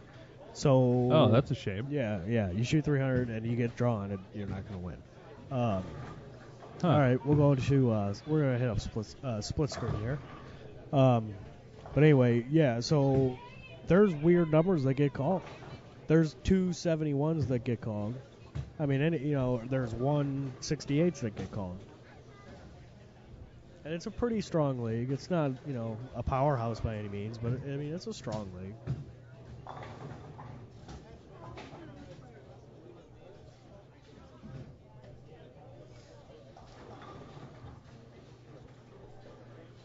So once again, we have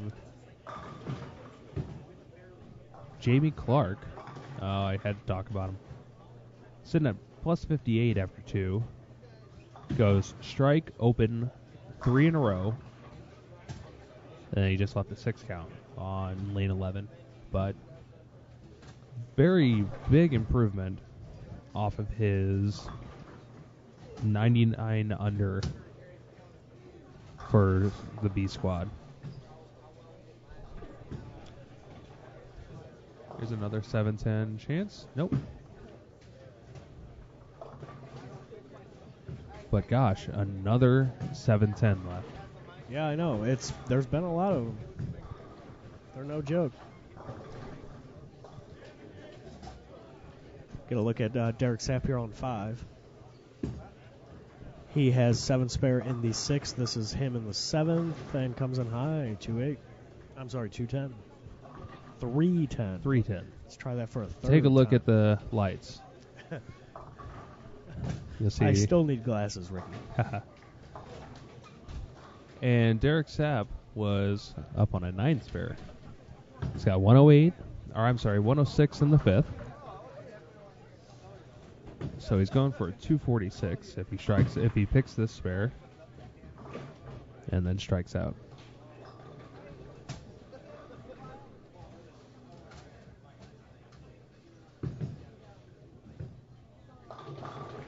Man, someone ordered a pizza and it smells good. Yeah. We're going to have to get one before we leave. That's true. I'm fully planning on it. Support our sponsor. With tickets. We're still supporting him because we put the money into the machine that's in the bowling center. Yeah, we totally did. I keep saying we. Hey, we're a team up here, Ricky. I guess. It's a team. There's no I in team. But there is an I in pie. And pizza. And pizza. Pizza pie. Double up. So we're doubling up.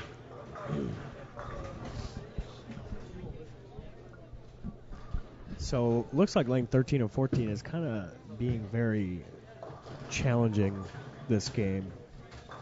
Several opens, several splits.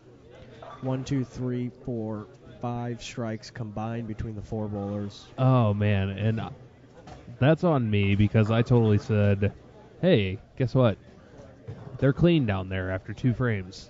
Well, they're not clean anymore. No, not clean anymore. But sorry, guys. It's looking a little rough. There's Derrick Sapp again on 6. Comes in high again. That is a good 9 right there. Yeah, he got lucky. And this is what we talked about all day. The middle's burning up and frying quick. It looked like he's just too far right. But if you try and make that move... Yeah, then it's skate sitting. Yep. And that volume comes into play again.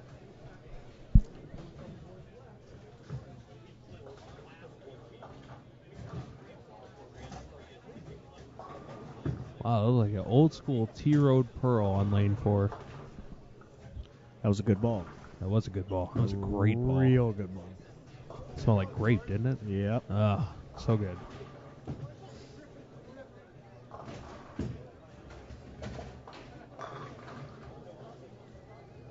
I don't know which is better, grape smelling or that pizza that these people have next to us. Oh, is it next to us? It's somewhere close because it's like it's right under my nose.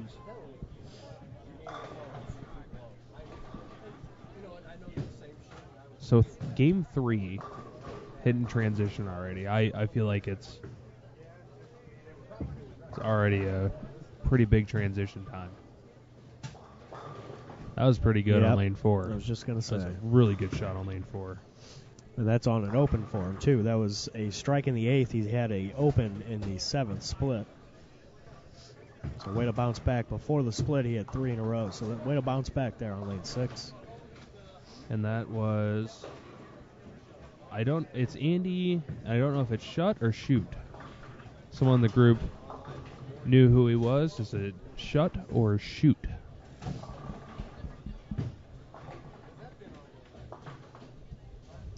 And as you can see, more 9 counts here on 13 and 14.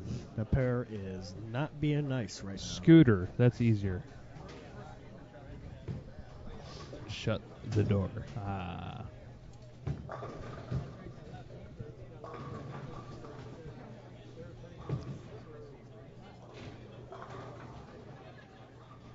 So, Matt, can you see front anything anywhere?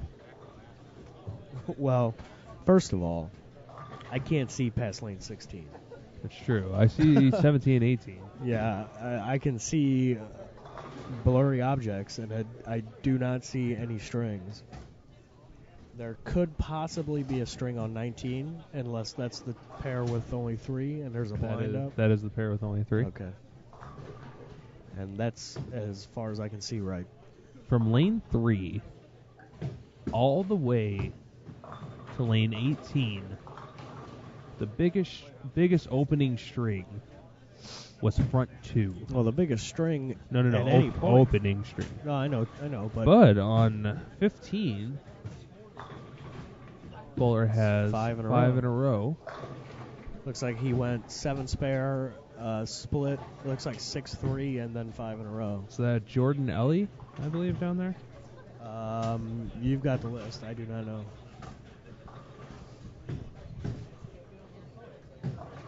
And he comes in light and leaves a 2-8-10. Oh, How darn. about that? I did it.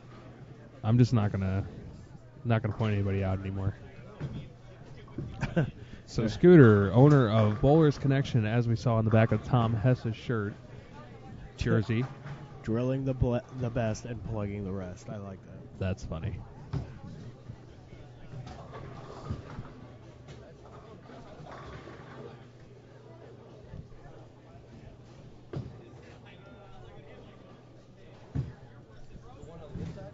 Derrick Sapp up again on 5, making a good shot, just not getting that 7 out.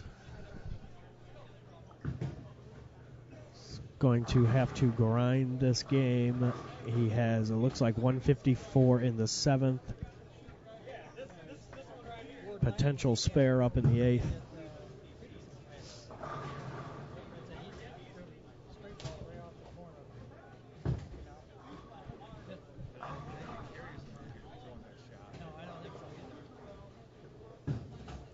But like Ricky was saying, the largest string that we can see from 17 on down to the low end is like 5 strikes in a row.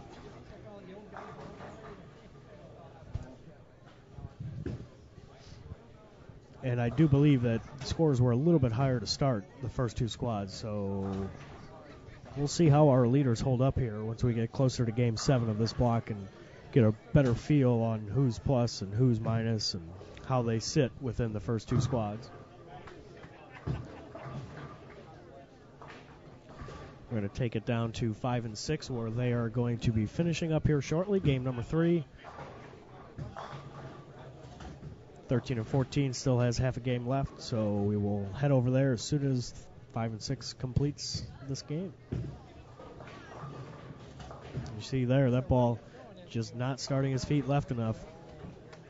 See how Derrick Sapp can come back. He made a decent shot like we just saw that with that light 7, and see if he can get that angle and get a strike up on the board here in the 9th frame for Derrick Sapp.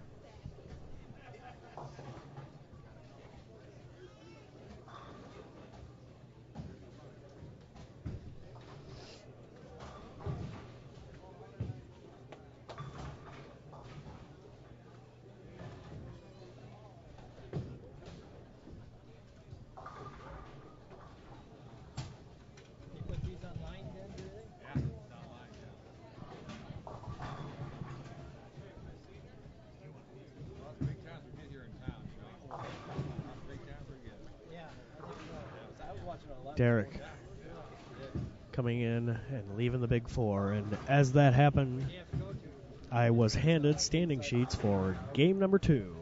Jamie Clark is now on top with plus 58. Jacob Kent in second, plus 35. A tie for third, Cord McMahon and Nick Crummell at plus 34. Brett Lobdell in fifth at plus 29. Kurt Kroll in sixth at plus 26. Seventh place, Leon Brewer at plus 17. Gabe Bartlett at plus 16 in eighth. Ninth place, Roxy Bush at plus 15. And again, rounding out the top 10, Lenny Borsch, plus 13. Other notables on this squad, Mike Peters, who is a re-entry, is in 16th place at even.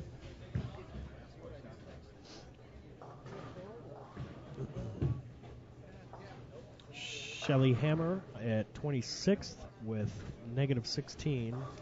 And comparing our list of re-entries, Derrick Sapp, who we were just watching, is in 28th after the second game at minus 19. Derrick looks like he has 158 in the ninth with an open, so a max score of 188.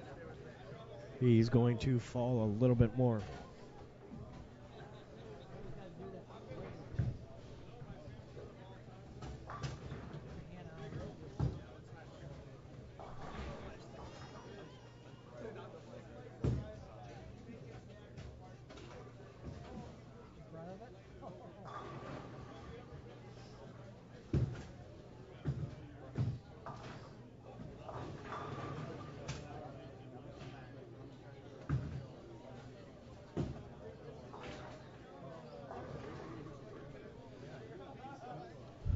Here is Derrick's 10th frame up on lane 5.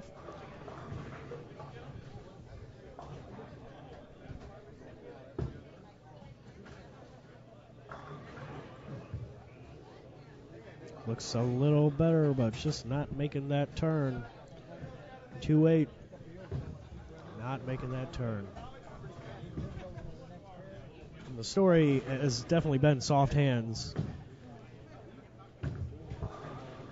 at the bottom, but perhaps that's too soft for Derrick. We'll see how he fares. He is going to move over to, I believe, 9 and 10 after this game, as he converts the 2-8 cleanly. And over on 13 and 14, they've got a couple strikes on the board now. Starting to strike. He's got a couple more shots here on 5 and 6. We'll take it on down to 13 and 14 right after and complete game 3 with you on 13 and 14. Matt, I have news. Oh, yes. I have news. I am looking for a name on here because there's a bowler down on lane 24 with the front 8. Ooh. It's going to be between Nick Crummell, Dan Perry, Vince DeFranco, and Ryan. Actually, it's between Nick Crummell and Dan Perry. And then right next door to them, it's either Dan Bach or Chad Nelson. I believe Chad Nelson has a 280 going into the 10th. So there are high scores being shot here, just not on the low end of the house. What pair did you say that? 23 and 4? 23 and 24. Bowler's not up right now. And then second bowler on lane 21 has a 280 going into the 10th frame.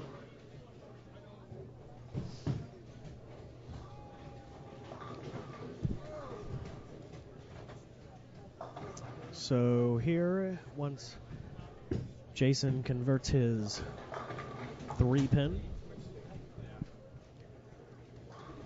which is going to happen any moment, we're going to send it on down to our other featured pair of 13 and 14.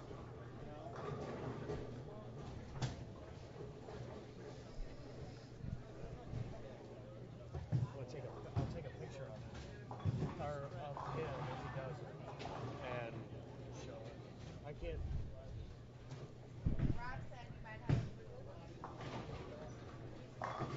John, no.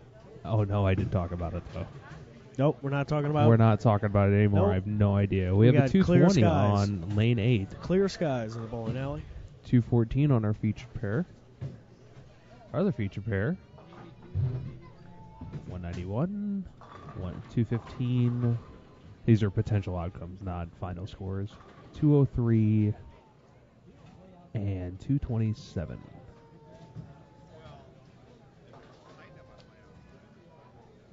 Matt Turek on his way down to look at the scores, see what we have going for our bowler that has something going on down at the high end area.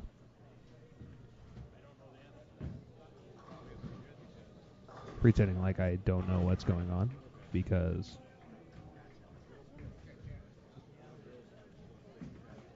correct. Yeah, it looks like it is Crummell.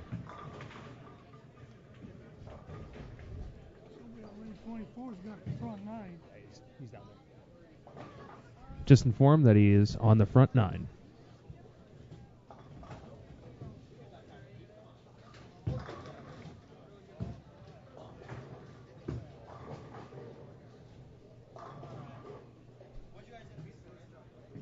So now bowlers on 3 and 4 or 5 and 6 are starting their game number 4.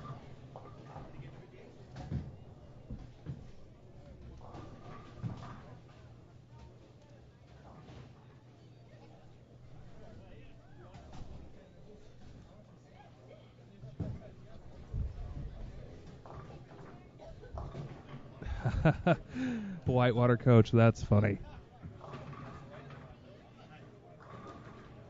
Do I want to know what the text said? Who on your pair has front 8? They're talking about you on the live stream.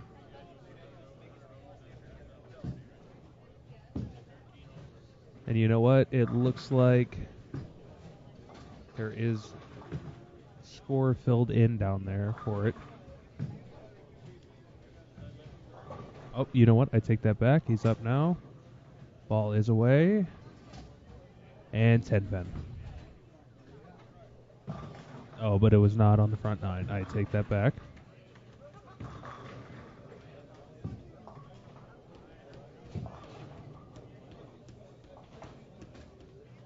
Oh, he's on the front 10. Okay.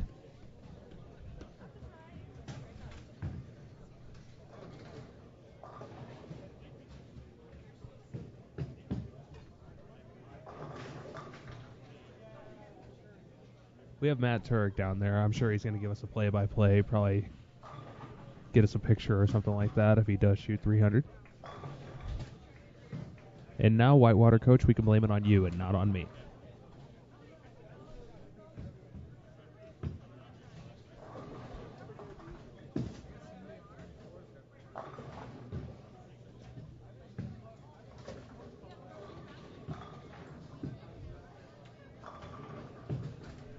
Unfortunately, that is much further away, and there is a good amount of crowd around the camera. So at this point, I doubt we'd be able to get to the camera to show, but we will get some coverage from Matt Turek for you.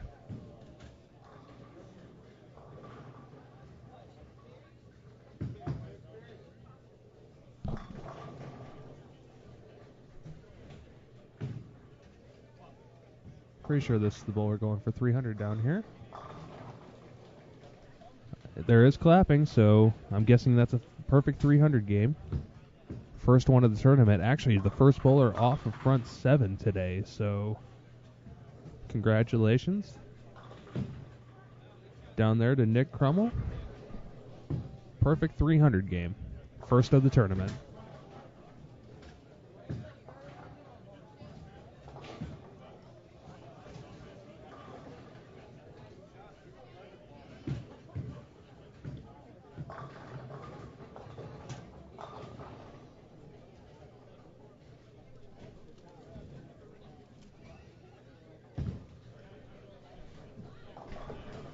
All right, so with that, we will return to our action on our live stream pairs. I took the over on this, so that is Matt Turek that took the under. Unfortunately, though, I believe that shatters your plus 47 prediction. Hopefully.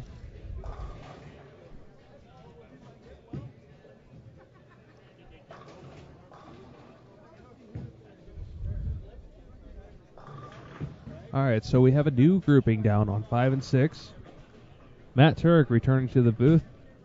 Why don't you tell us some information about the 300? It was Nick Crummell. Yes, it was. We established that one. Nick Crummell shot 300. I do have video. We're going to try and input that into our computer here. And for one of our lead sponsors, not the title, but our lead sponsors will be pleased to know he shot 300 throwing an IQ Tour Solid, which is an amazing ball in itself.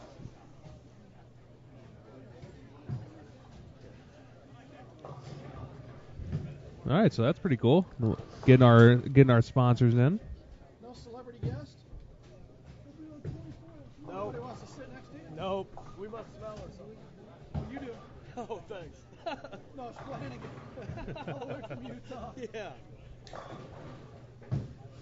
Tom has given a little heckle from the background. The Peanut Gallery. I didn't know you could get booed live streaming a tournament.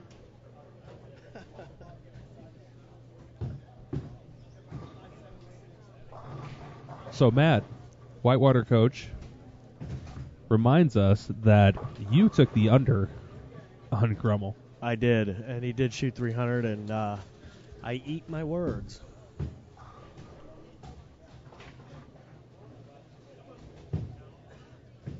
as I eat some wonderful food from Maple Lane's own Kingpin Bar and Grill. Once again, donating to that tournament prize fund.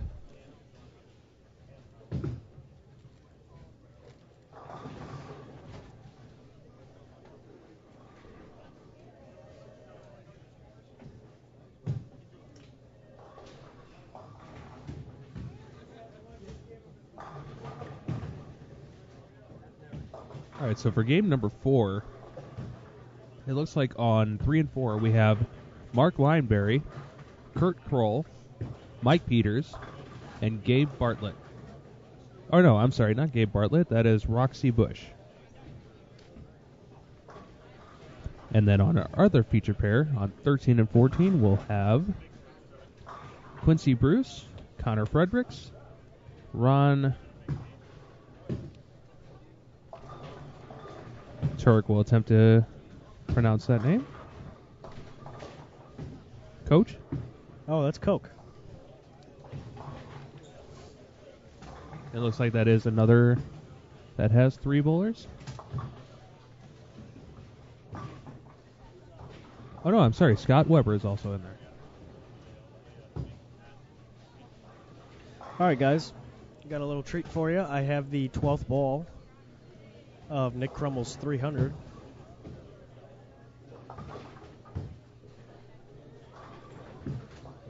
And we're going to show that now.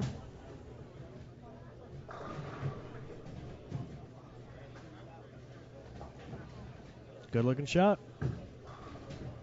And it looked like from up here that all 3 shots were all 10 back. Oh, like yeah, without they a, without really a were. All doubt. 3 of them were. Most definitely.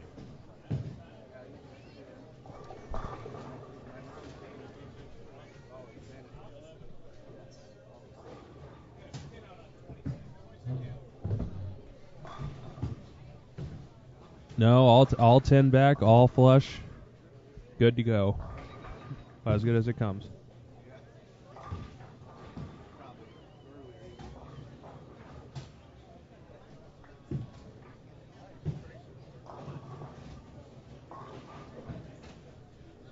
And you know, I feel like I finally messed up on some live stream pairings because I don't see Scott Weber, or I'm not. Oh, Scott Weber. I'm thinking of Steve Weber. So, that could still potentially be who that is down there. Scott Weber, Ron Koch, Connor Fredericks, and Quincy Bruce.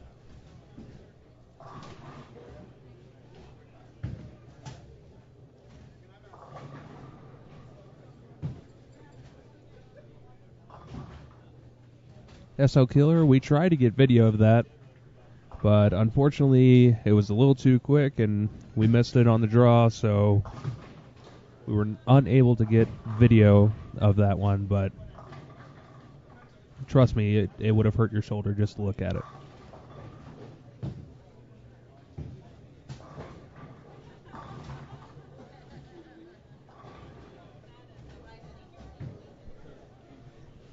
We're about 5 frames in. This is the 4th game of qualifying. A little over halfway through. Lanes 13 and 14 just on the 2nd frame.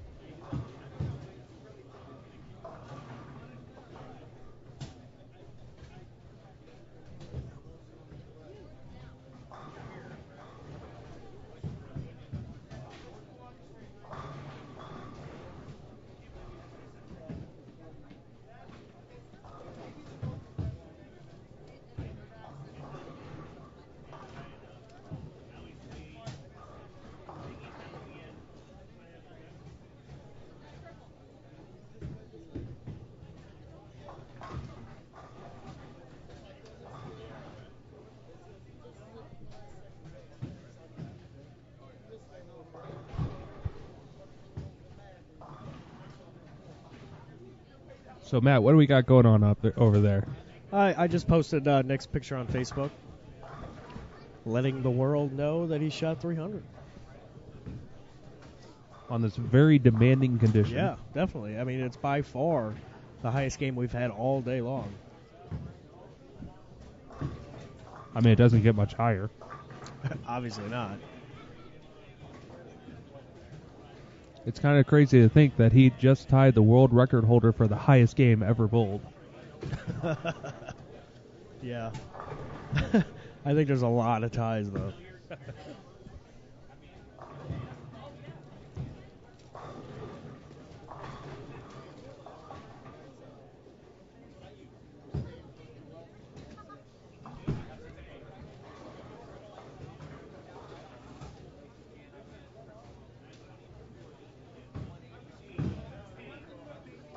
Whitewater coach wants to know, did you tell him it was me? Because I was down there taking the video of him. So hopefully he doesn't hate me. Because I took the under. Let him know that's the guy in the inside bowling jersey. No. He's wearing a red shirt. It's Matt Turek. He's drinking. M-A-T-T. Oh, here you go. Joe's For posted 300. something. Yeah, the windmill bowler. All right, I'm gonna bite on this one. I'm definitely going to that. Take a little look.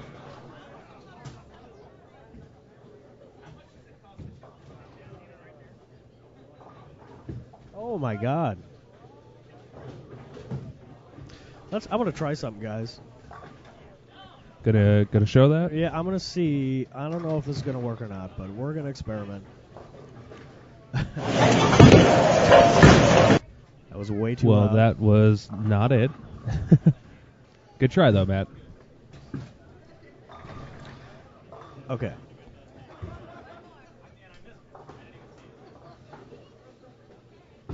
Oh, I got you. Here's what we're going to do. Bear with me. I don't know if this is going to work.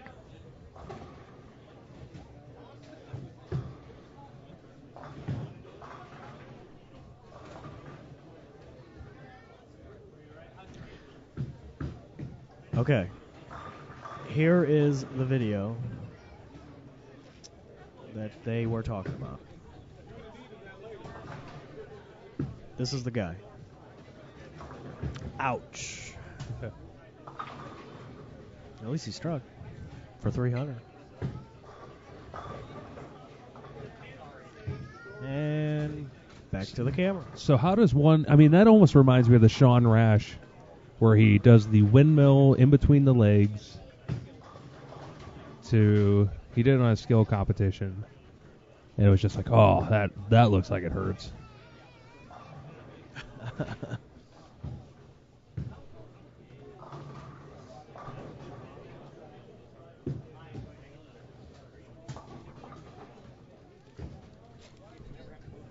So Whitewater, this is Nick that we're talking about that said that he'd be up to talk to us afterwards for a Budweiser. I invited him up for a little interview, so that's awesome. Okay. You know what? I'm feeling generous. We got to figure out what he needs to do to earn this $5 ticket. Maybe we should just give it to him. We shot 300. He did shoot 300, but that seems a little too easy. Oh, that's too easy. I'm just kidding, guys. At least he's promoting the sponsor here. Maybe he'll come in with his the king of beers, Budweiser.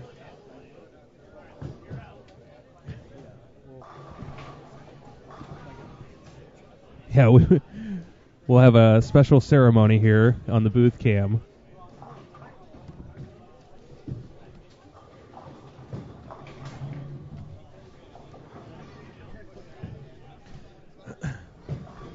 All right, guys, so this is halfway through game number 4 now.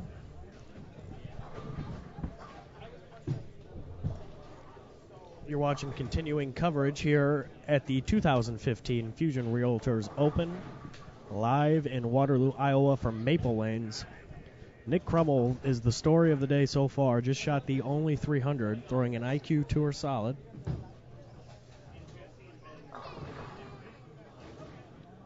And we're going to have him up here in the booth shortly for an interview.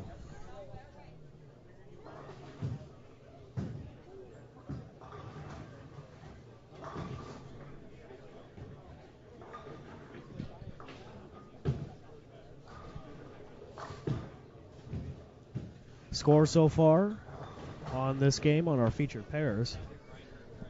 It looks like 13 and 14 has eased out a little bit. There is the top right bowler. I do not know who it is, unfortunately. Ricky's got the sheet. He's better with the names anyway. What lane is this? 14, number 1.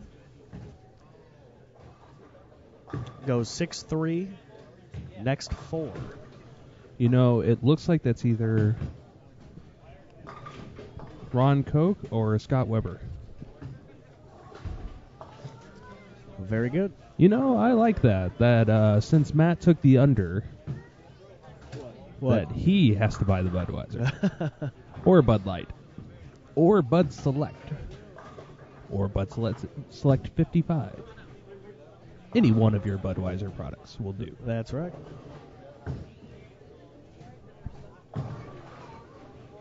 What was the number, 50 or 40? 47. It was 47. Yeah, he wasn't even like someone in this booth. Matt guessing that the cut was going to be plus 50, and that the leader was going to be plus 90. You know, Nick is definitely challenging my 163 at the top. Because he's got to be pretty close to there right now.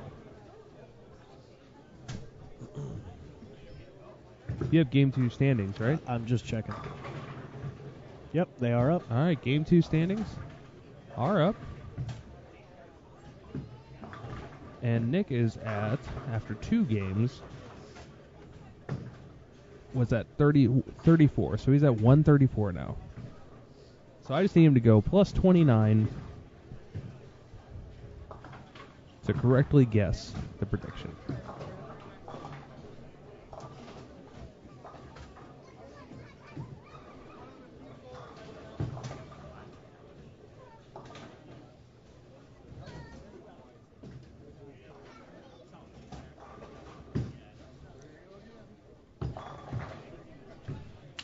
So at 13 to 14, looks like the string has come to an end.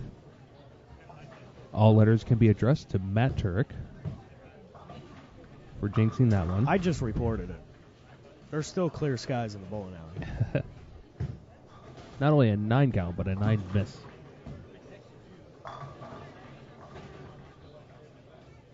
Still got a good game going.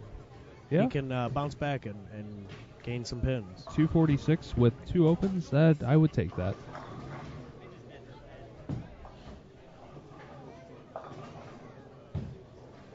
There's a 9-10 was just I left. know, on lane, almost a 8. 4 9s in.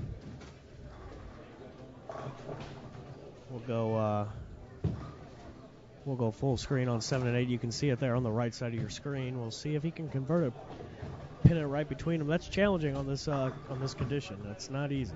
It is. Then on 3 and 4, the potential outcomes of the games will be 190, 207, 168, 205. So, tough game down there on 3 and 4. And on 13 and 14, we have potential. They're only in game frame. Oh, nice there it is, fair. right Yeah, there. Got it, right in between them. So the potential games on 13 and 14, after 6 frames, 246, 239, 234, 213.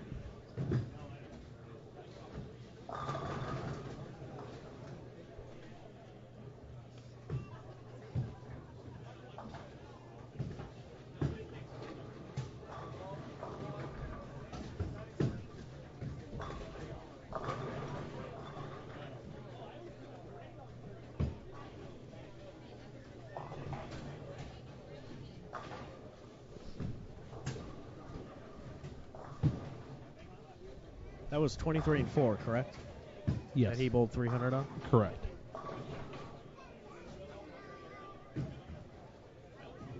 So what do you guys think of this format? I know that we talked about it a little bit earlier, but we have a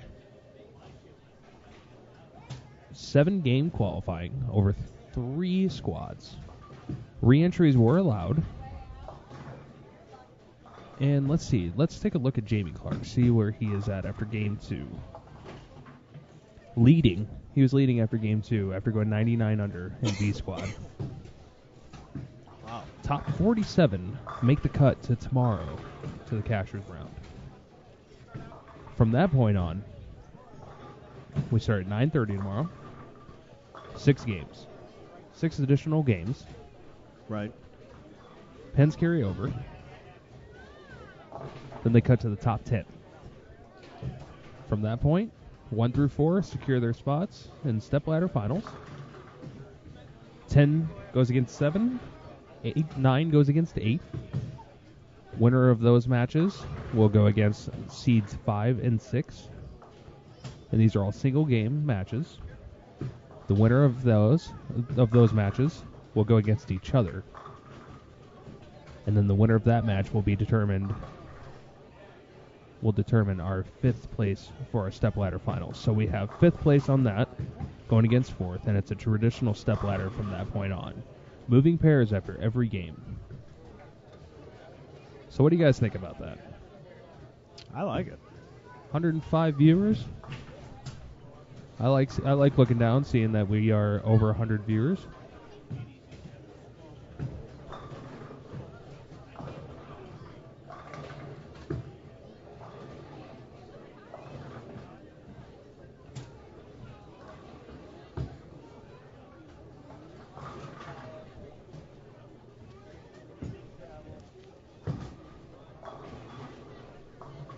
It looks like the chat has gone silent again, Matt. Yeah, I guess so. Guess they don't have an opinion on this.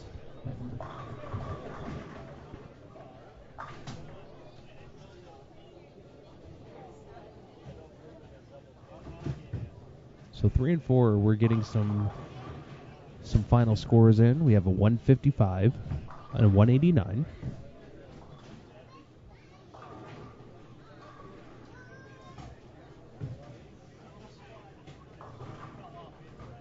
Bowler Show doing a little promoting.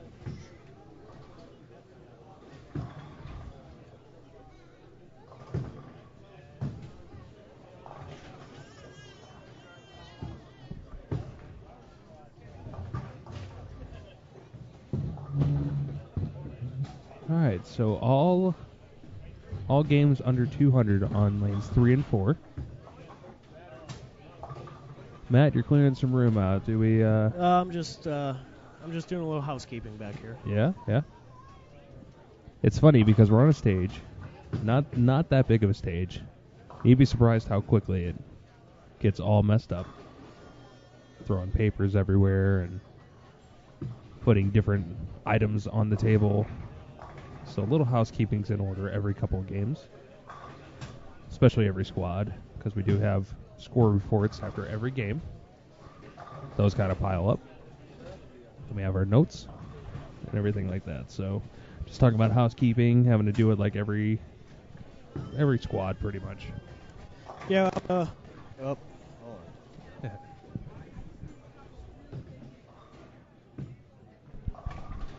Yeah, I'm going to stand up for a little bit. All right. Been sitting so long, and feels good to stand for a little bit better view. You know, I might try this. Are we both going to stand? I think we're both going to stand. Well, I did it first. You did. But I chose the over, so.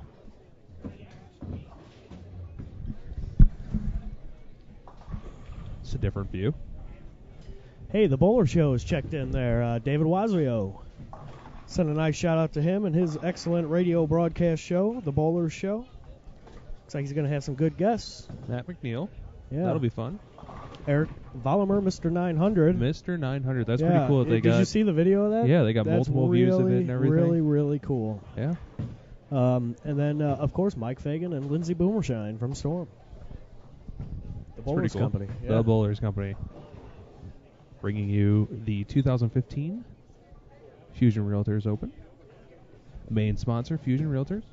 Oh, and Matt has just had some pieces of paper handed to him. In case anybody was living under a rock the last 15 minutes, Nick Crummell jumped into first at plus 134 after his 300 game. Jacob Kent is in second at plus 81. Jamie Clark is in third at plus 62. Chad Nelson is in fourth at plus 40. Matt Smith is in fifth at plus 34. Dan Bach is in sixth at plus 24. Mike Peters, who is a re-enter, is in seventh at plus 20.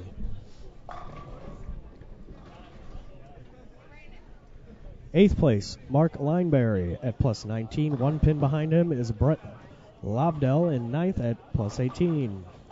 And rounding out your top 10 is Cord McMahon at plus 16. There are currently 12 bowlers that are plus. 12. Edward Pearson is 11th at plus 8, and Lance Steinmetz is plus 4. So we have 12 bowlers, so after the first game we had, what, 25? Yeah, there's a lot. So, no, I mean, we've got 23 people at there was 25. 25th right now in the squad is at 20 under. So it's still a 2-team can jump you 15 spots right now. Yeah, I mean, that's how tight it is in the middle.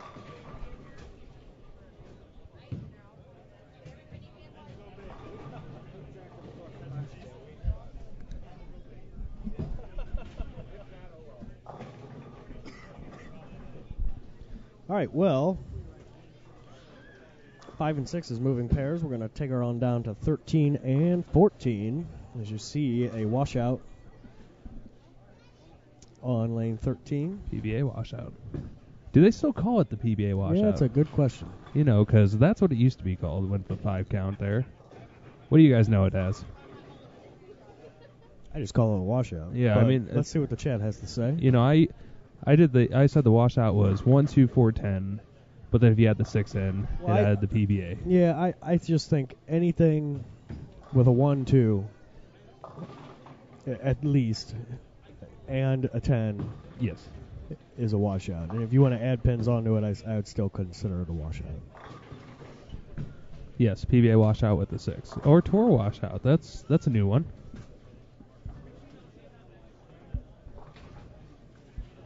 It's kind of crazy to think that Tom Hess was our leader at 121 by 93 pins in A squad. It only took Nick Krummel 3 games to get to that. Oh, boy, don't I look like a fool then. Kind of. I can go to the store and buy a Red Bull cheaper. I gotta find out. We can share a vodka Red Bull. I'm done. I'm not buying. Sorry, Rainer.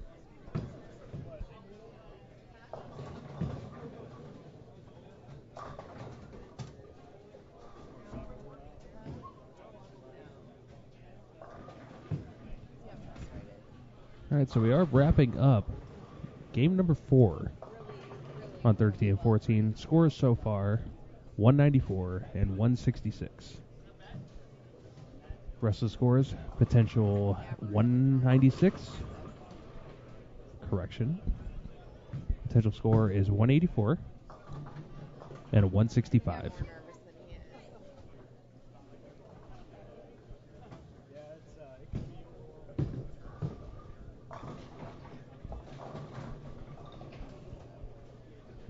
Once again, this is the Fusion Realtors Open, finishing up on game number 4 here at Maple Lanes in Waterloo, Iowa. Are you talking dirty? Want to thank our sponsors again. We do have Oh, yeah, you want ball raffles? Storm Bowling, If you throw the Bowlers Company. 2, I will buy you all the Oh, I'm sorry. Forgot to thank our title sponsor, Fusion Realtors. We also have Storm, Bowlers Company, Waterloo Convention Visitors Bureau, Budweiser, Bud Light, Bud Select 55, etc., etc. Community First National Bank, P&K Midwest, and Kingpin Lanes Bar and Grill. Sorry, Kingpin Bar and Grill, located inside of Maple Kingpin Lanes. Nice save. Thank you. I try.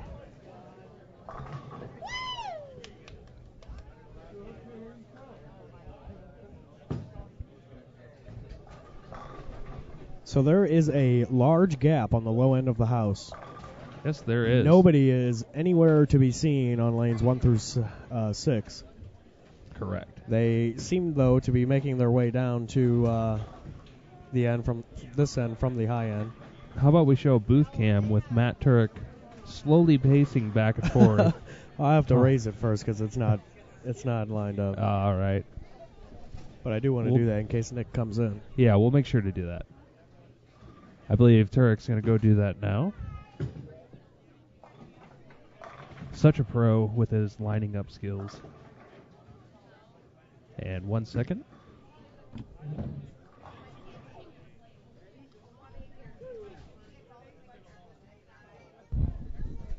So with that, do have a little bit of time before we get our next bowlers.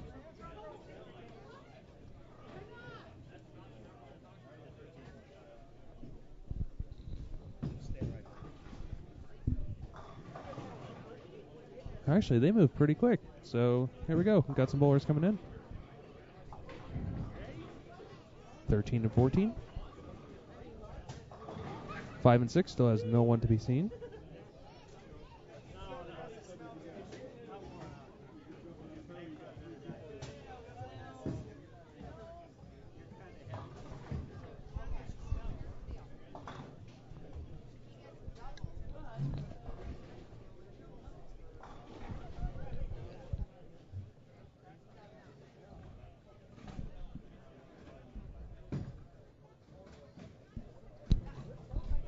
All right, so Matt, have we kind of been watching and looking at what the transition brings? I feel like a lot of people still are not getting that back end reaction very well, and no, not at all. And there was a moment I think when you went to go take a break real quick, we were watching.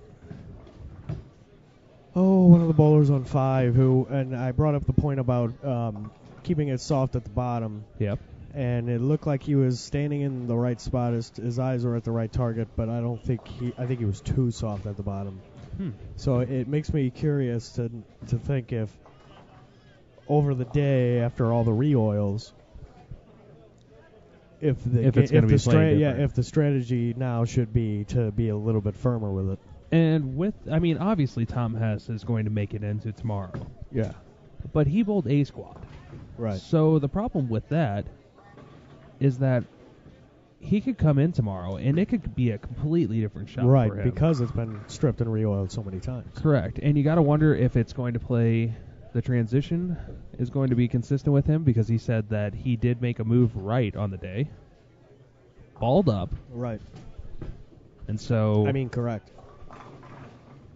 All right, we've just been handed an official confirmation that we do have 143 total entries, which means that we're going to cut to the top 48.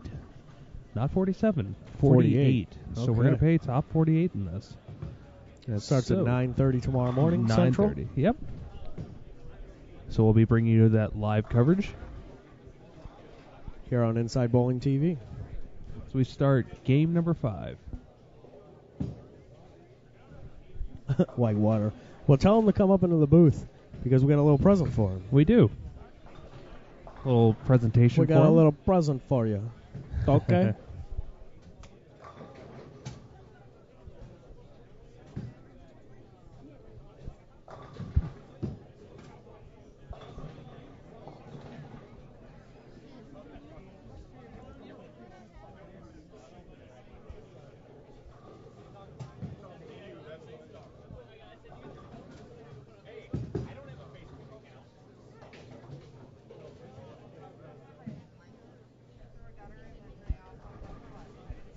So, Game 5 now is underway here on 13 and 14. Still waiting for bowlers down on the low end. I feel like he made the turn last game, didn't? Oh, no, I guess he didn't. I guess it's this game. Oh, making the turn back down? Yeah, making the turn. Oh, I see him. Yeah, he's down there still. He'll make the turn after this. Yep.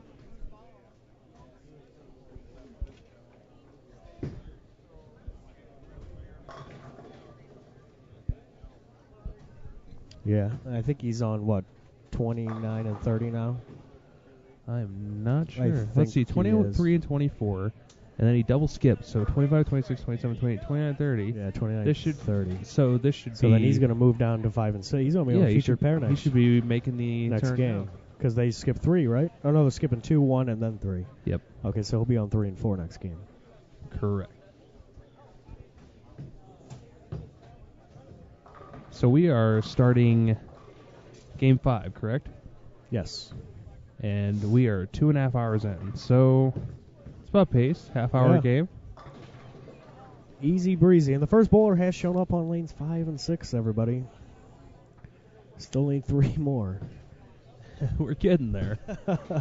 We're a quarter of the way ready to start game 5 on 5 and 6.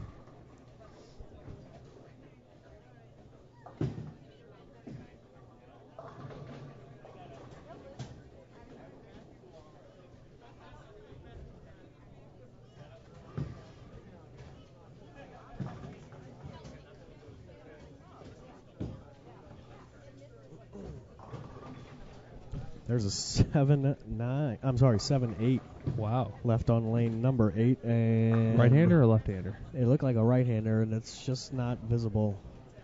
We can go down to 5 and 6 camera when he throws at it here, just for a quick second. And there he goes. He's going up on the far extreme right of your screen there. That is the 7-8. What do we think, Matt? I think he's going to get it. I thought the same thing. Oh, a little too Nope. much hook. Yep. All right. Back to 13 and 14. Well, we do have 3. Oh, they're getting ready to bowl on 5 and 6. There we go. A little bit delayed, but I don't think it's nearly as much as we had last squad, where we had a good probably 10 minutes Where nobody was bowling. I where think it no was one's 13 bowling and 14, on, right? on our feature pair. Right.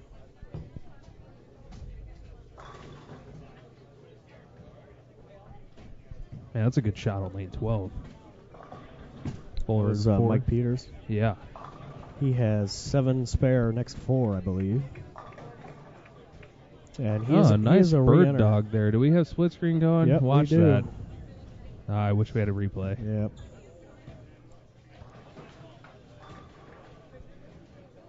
Man, just throwing wood over there. Message received.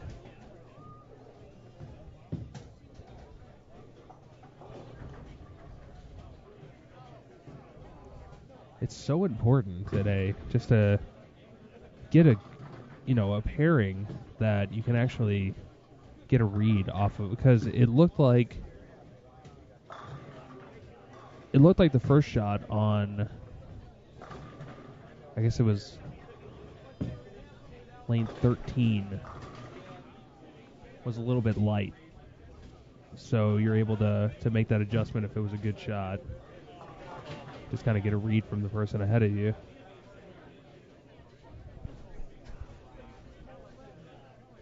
That's why it was interesting to hear Tom Hess and Jeff Riggles earlier talk about, they don't really throw it alike, but if there's a major difference, they can help each other out with it. Right. And they know each other's games well enough to where they actually can make adjustments for each other.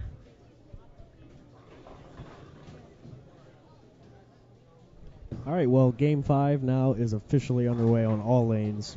You're watching continuing coverage here of the 2015 Fusion Realtors Open. Matt Turek alongside Ricky Matsko, bringing you the action here from Waterloo, Iowa. I do want to point out that Nick is now on 3 and 4. Yes, he is. He has made his way to 3 and 4. He never stopped by for his gift. I see how it is. We try and provide. Yeah, something nice, fun, Provide shoot, gifts. 300. You know, I guess that's hard. I guess because we don't have presents under a tree at this tournament, our gifts aren't good enough. Yeah, to be honest with you, I think this little piece of paper here is better than A pretty good the gift. clock or a set of plastic bowling pins. But on the other hand, or the big blue tarps. yeah, the tarp. It's just random gifts at the holiday doubles that we brought you a couple of weeks ago. But it was fun. It was fun to watch. Yeah, it what really these was. People got. Yeah, I mean, some of these people opening them and like just realize like what is it? Oh, like the off-brand Jenga. yes, It wasn't real the Jenga. toppling towers or whatever it was. Yeah. That's a good tournament. Anybody that's in the Midwest, it runs in December. This year it's going to be the weekend before Christmas. It's a 3-day event, full squads, 3 qualifying rounds of 8 or 9 games. 8 games, right. 8 games, and then match play, and then total pins wins, no steps. And it's a fun environment. It's a house shot. It's a strike fest. In this year's tournament, unbelievable when they cut to the top 12. Right. The winners of the tournament, Tom Adcock and Jason Queen, and they came from made the bottom. Made the cut by a pin. Yeah. By 1 pin. And ended up and beating, come back. Adam Barton and Liz Johnson. Amazing. You guys should totally check that video out. It is on our YouTube channel, Inside Bowling YouTube channel. Give us a subscribe, and you'll get the alerts when new videos get added, like the 2015 Military Championships that Mike Flanagan just finished up streaming earlier this week, and also including the video coverage from this event will be up on that YouTube channel here within a week or two. Matt, I wish that we could get some coverage of these overheads with the tips that are still turned on. I noticed that. Like, it actually tells you what to do. It doesn't. The old school tips was like it'd tell you the pin number, and then it'd have tell the you arrow. the adjustment. Yeah. It's like move 7 left and 3 right with your mark, and it's pretty funny. Throw it 4 miles an hour faster. You know, I mean. But this one, a lot. I just saw a 10 pin left, and sure enough, it says, "Hit the pin in the center." And then that's a pro tip. There have been a few gutter balls, and it's like this 3-6-10. Pin 6 takes out the 10 pin. Yeah. So apparently everybody's right-handed. That's another good point. What if you are left-handed? Jake, that's a great point that they were plus 280 the last 2 games to even make it to Sunday. Yeah. And Tom Adcock, on the way to the win, shot 2 300s. Yeah. That is unbelievable He's good. How good they just buckled joke. down. He's no joke.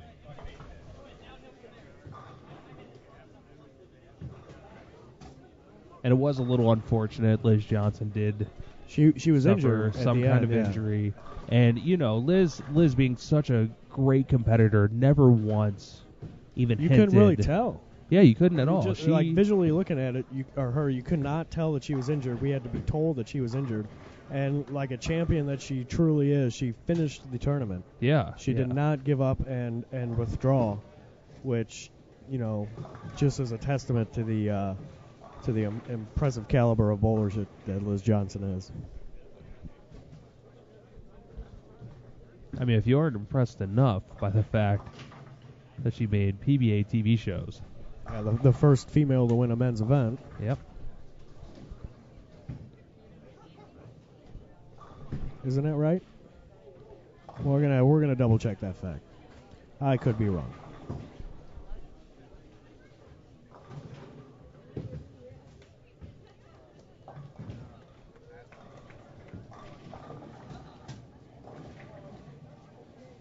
Yeah, winning the Viper Championship. Yeah, that's what I thought. Who was the other female bowler that either made the show? Kelly Kulick. That's who I was thinking of. I really thought though it was Liz Johnson that won the first men's event. Let's see. It says titles 2. So Viper Championship, runner in the Scorpion Championship, second in the U.S. Women's Open. The mixed doubles with Norm Duke. She made the show on Cheetah, according to, yeah. She won a PBA regional title in 2005. She owns 2 PBA regional titles, 12 PBWBA. Or is it the PW? That's the women's tour, the old women's tour. Yeah, that's PW. It says PBWA on here, but it was PWBA, wasn't it? Professional Women's Bowling Association. Yeah. That's making a comeback. It is. How awesome is that? That's very awesome. Here's one for you guys in the chat. for all. What are we up to now? 107.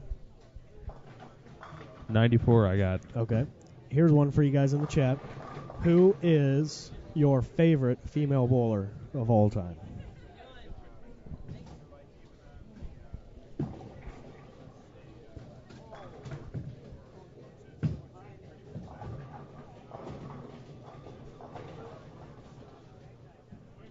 Matt Turek. Who is your favorite female bowler of all time? I knew you were going to ask me. I asked the chat. Lisa Wagner, Jacob Michelle Gens. Feldman, Michelle Feldman Andrea Asbeatty. was good. Michelle Feldman is actually a tie with me. Lisa Wagner, that's a good one.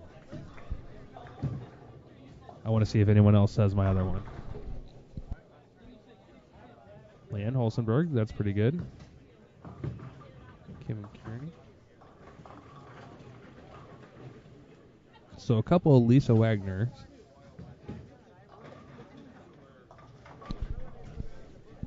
How about the ever so dominant Yeah, it was the PWBA. Kim Adler? Oh, yeah, that's the first or second name that's shown up on notable members. Carolyn Dorn-Ballard. CDB. Oh man, that might be my pick. CDB. Wendy McPherson, though, she was a beast too. She's still dominant. What's really so if I remember this correctly, Deandra Asbeatty won the Queens, and she actually got in there because Wendy McPherson was unable to bowl that tournament Really? because she was over in Japan competing, and won a tournament over there the same day as Deandra winning the Queens tournament. Nikki Guerrero? Is that what we were looking for?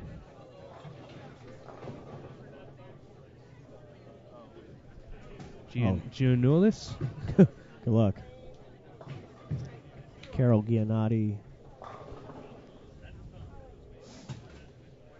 Tammy Turner. Kara Honeychurch, Australian lefty. Cool. One of the coolest things I've ever seen on TV. Goes front 11, I believe, with a Nighthawk. The original? The original The black Nighthawk. one?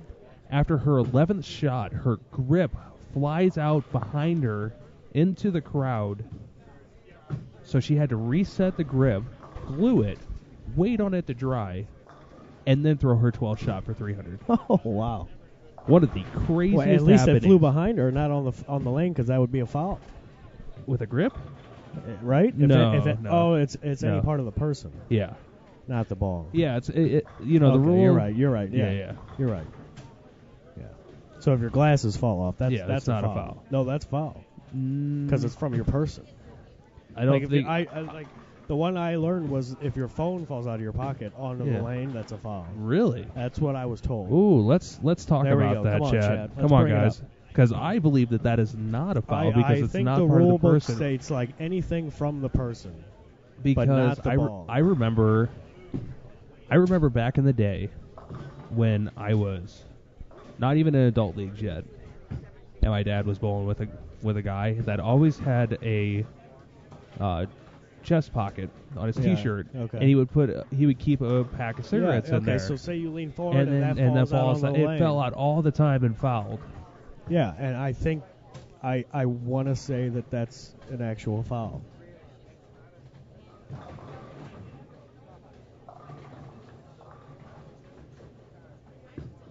No. Drew, are we talking about the same game? I'm pretty sure it was Kara Honeychurch. I mean, maybe.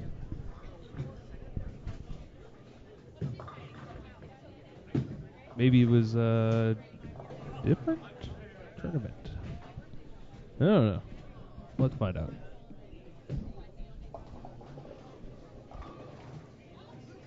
But another 300 comes to mind. That was Michelle Feldman shooting the first women's 300 on TV. And you want to talk about emotional. I think I remember watching that. Let me see here. I got this up still.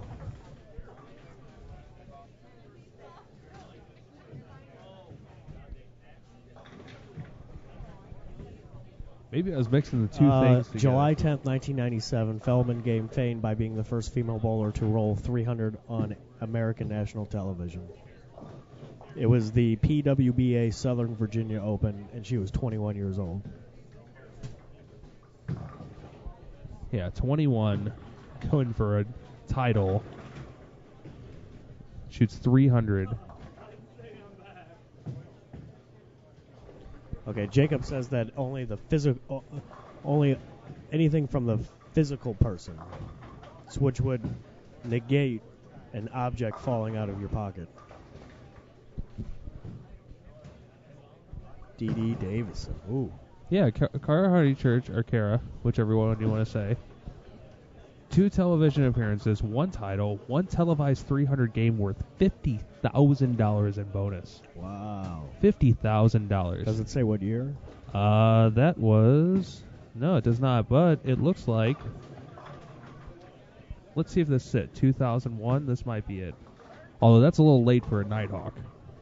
2001? Yeah, 2001. Nighthawk was 97, I believe.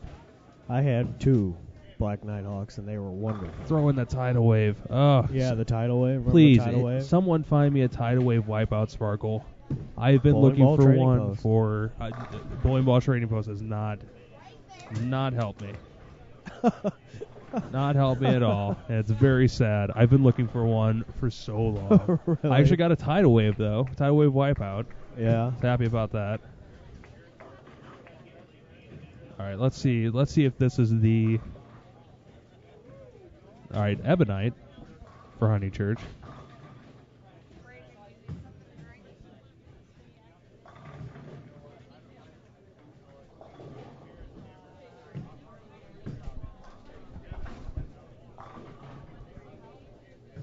Huh. Never mind. It just stopped before it was done. So let's see if. It's 2 parts.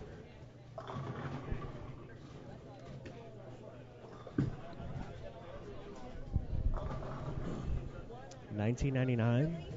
Are you looking up the same video that we're talking about? No, I'm looking up Honeychurch to see what. So while you do that, scores for game number 5. 13 and 14. Let's see what's going on over here. They are not high. The gentleman up on 13 has a 118 in the 8th, a strike up in the 9th, and this is his first ball in the 10th. And trips that 10 out, giving him a double and a chance at a 178 game. Bowler opposite of him has 137 in the 8th with a strike up in the 9th and a strike up first ball in the 10th. He is now throwing his second ball in the 10th in the red shirt on the right side of your screen.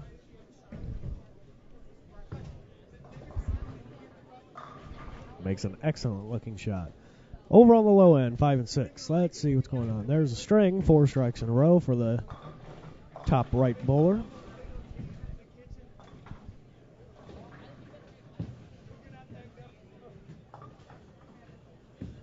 They are in the 7th frame on 5 and 6.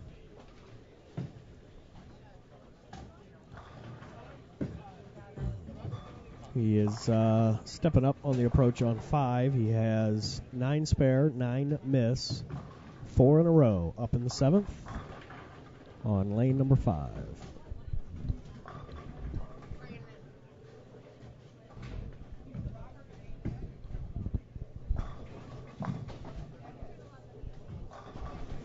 On the extreme high end, I'm not seeing very many strings.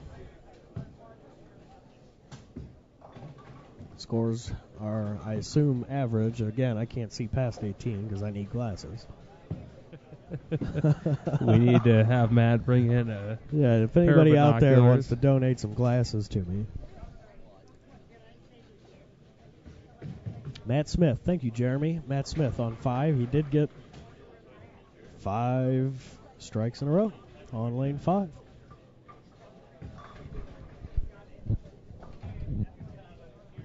Oh, hey, is this it? Did Drew get me right here? Nope, that's not it. I mean, maybe it wasn't the final match.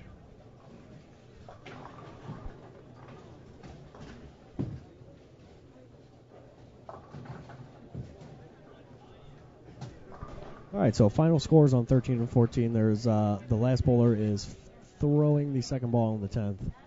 On that pair is a 176 and what looks like a 199.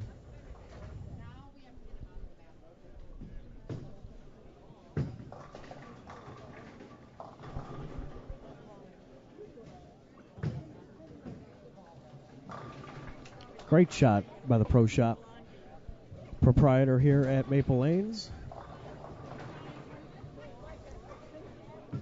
I've seen a lot of jerseys around here with his logo on it. Yeah. Seemed to be a pretty good Well, it's a sponsor nice of a lot shop. of tournaments. That's a very nice shop they have in there. It is. And we have standings after 4. Nick Crummel still on top, plus 151. He has a commanding lead. Just shy of 80 pins. Looks like 71 pins on Jacob Kent, who is at plus 80. Brett Lobdell in third at plus 54. Jamie Clark in fourth at plus 50. Chad Nelson in fifth at plus 43. Dan Bach in sixth at plus 28. Edward Peterson in seventh at plus 21. Dan Perry in eighth at plus 16. Mike Peters re-entry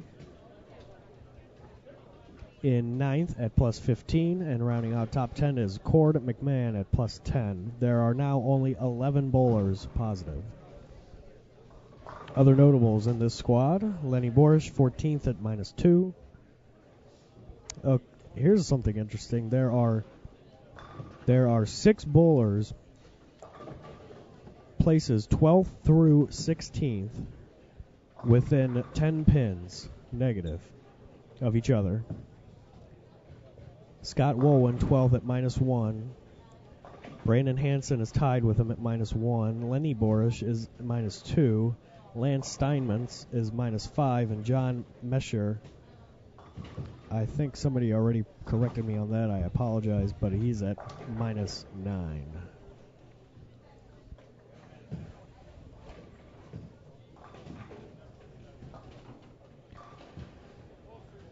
Derrick Sapp sitting 31st at minus 58.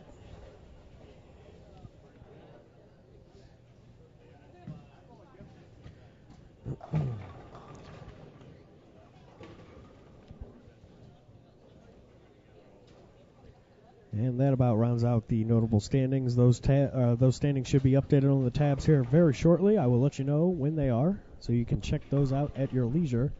We're going to take you guys down here to 5 and 6. Where Game 5 is running into the 8th frame.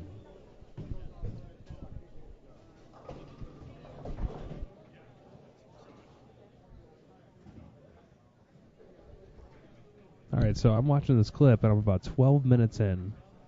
And here it is, right here. The grip did come out. So she had to glue the grip back in on her, I guess it was 11th shot. There it is. It was a Nighthawk Menace. Oh, that's a good ball. Old school Nighthawks. They don't make them like that anymore. So thank you, Drew. I would have gone nuts trying to find that.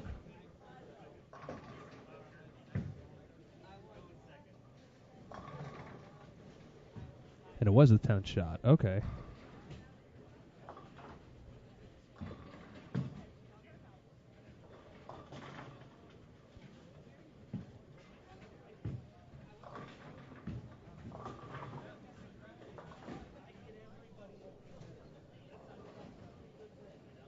It's kind of crazy to think of stuff like that. Because this 300 game, I mean, if you guys check out the link, it is fast-paced. they're bowling rapid fire. They actually speed up the match, have the bowler that she's bowling against bowl at the same time.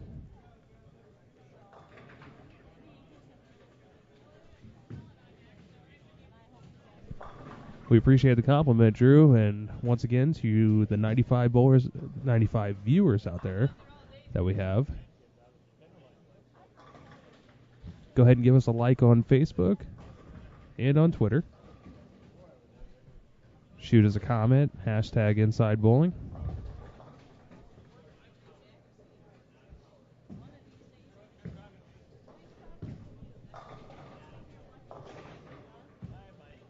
And bowlers on 5 and 6 having a little bit of trouble. Possible 234 bat for the first bowler. Let's see if I can find a name on that.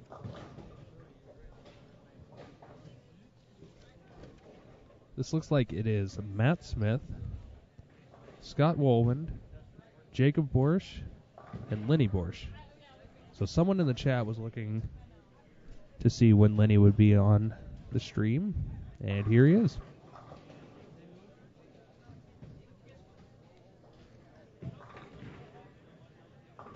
And it looks like that is Matt Smith that does have a 224 possible with a conversion of the 6-pin on lane 3. Other bowlers on the pair having a little bit of trouble. Have a 204, 193, and a potential 194. Once again, those scores are unofficial. Those are only if they strike out in the 9th and 10th frames.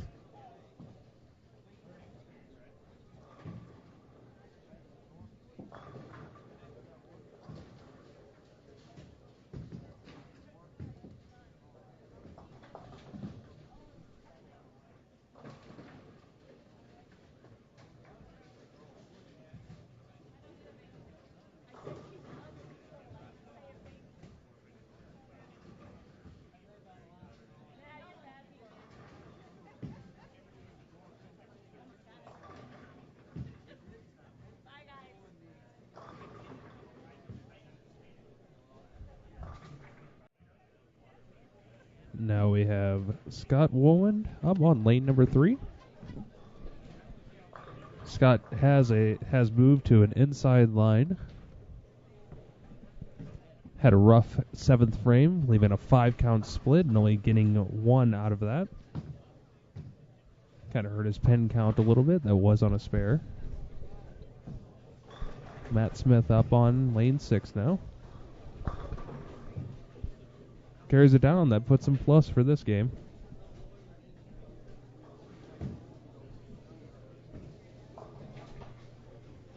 Now we get a look at Jacob Borsch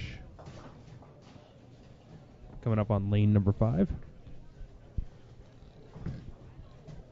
Jacob can get the last 3 in the 10th frame for 193. Still not a bad score today.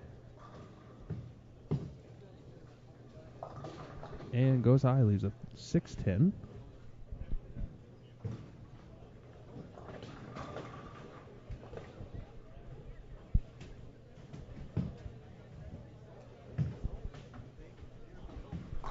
Game 6 now is underway on 13 and 14. I'm looking for Jacob here in the standings. Not seeing him here. Oh, there he is, 41st. So he's 56 under, having a little bit of a rough start there after 3. Does convert the 610 though, can strike for a 183. As we see Matt Smith going for a 224 game. Matt sitting at 5th place right now. So this will put him at 57 over for the tournament. Throws a great shot too. Was a great shot. 10 back. 204 or 224? 224. Can't see that far. There's going to be a GoFundMe account here there shortly we go. to get Matt Turek some glasses. All right, so let's read this rule. Jacob posted in the chat. Yeah. A foul occurs when a part of the player's body encroaches or passes Yep. the foul line. On or goes beyond the foul line, touches any part of the lane, equipment, or building during or after a delivery, which is a cool point because the foul line extends. It's an infinite Infinitely, line. yeah, it's not infinite from line, gutter to gutter, and yeah. it goes vertically as well. So if you touch the wall Yeah. by the end pair beyond the foul line, it is a foul. If you somehow threw the ball, went out to the parking lot, went to your car, and passed that line Before the ball hits the before the pins, ball hits the pins, it would be it's a a foul. foul. Crazy sport we bowl. So, any part of the player's body. Now, if I had something fall out, if I had my glasses fall off, and they fouled, and they say that that's part of my body, I mean, my glasses are off now. It's not part of my body. It's an accessory. That makes sense. That It's an makes sense. accessory. So yeah. So I guess personally cell feel phones like included. I guess that yeah. would not count. I stand corrected. Although if you manage to make a delivery that causes your cell phone to come out of your pocket, that's impressive. Well, I mean, the only situation I could see that happening is if you had it in a shirt pocket True. or something. Now, I guess that would go for a ring also. Yeah. A $300 wedding ring or something along those lines. I mean, a wedding ring is pretty much the same thing as a grip flying out. Can't really control it. Yeah, theoretically. So, I mean, part of the body over the line. Touches any Over part the of the line. line. Over the line. Mark it a foul. Market zero, dude. Pretty good 10th frame for our bowlers on our live stream, 5 and 6. 182 finish for. Guessing that's Scott Warwin. And then Lenny coming up on lane number 5. With a strike, he will finish at 194.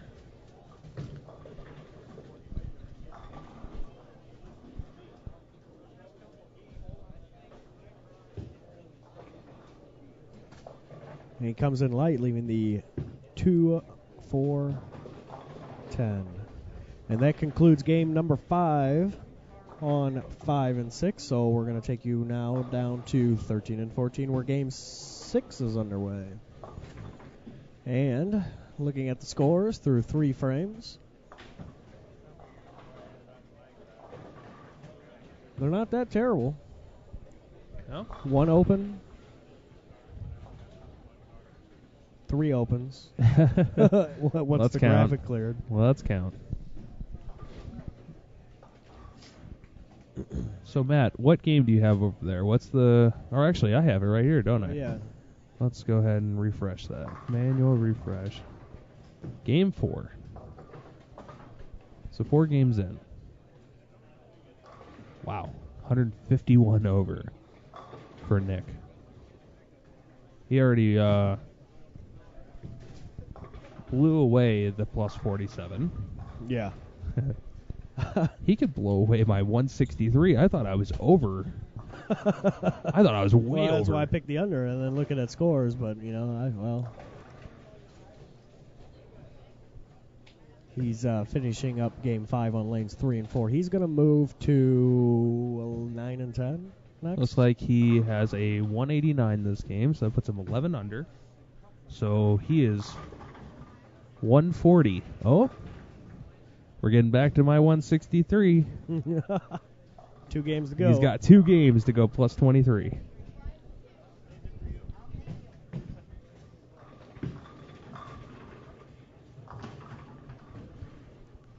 So, Whitewater coach, are you men's coach, women's coach?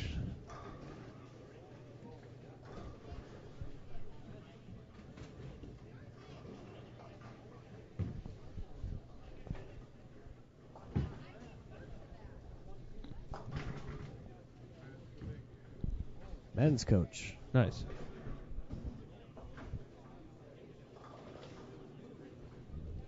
No, it looks like. Oh boy. Looks like Nick's moving over to 7 and 8 this game. Yep, he just made his way over.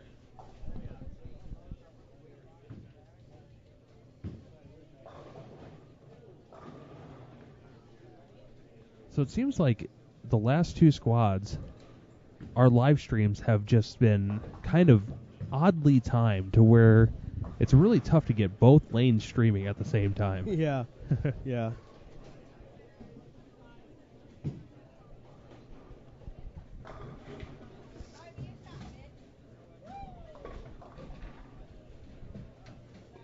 So were you in the chat earlier when Jeff Riggles and Tom Hess and I were all talking about the the singles, and I guess it was sectionals and nationals last year where they didn't disclose any information on the shot Yeah, I and heard a little limited bit about it that. to A little 5. bit. 5 bowling balls. Yeah, kind of interested to hear what Whitewater's opinion is on that, but I'm sure that's going to be a long type, but if you want to share that with us, We might. it's always interesting to hear. It really is, so...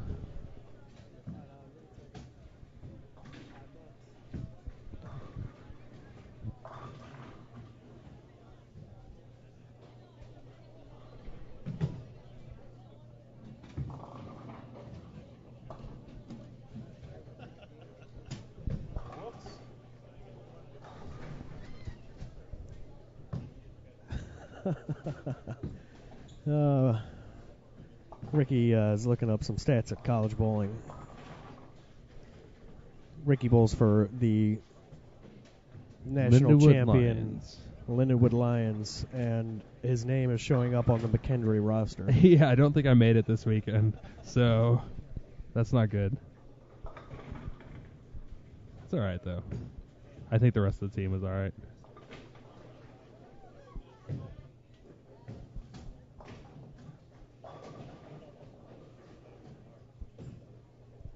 Here, you got a response.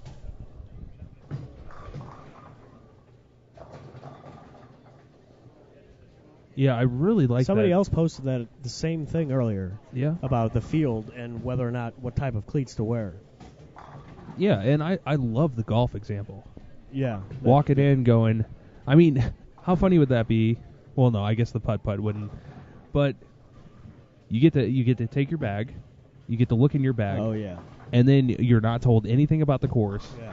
And they're like, pick 5 clubs. Yeah.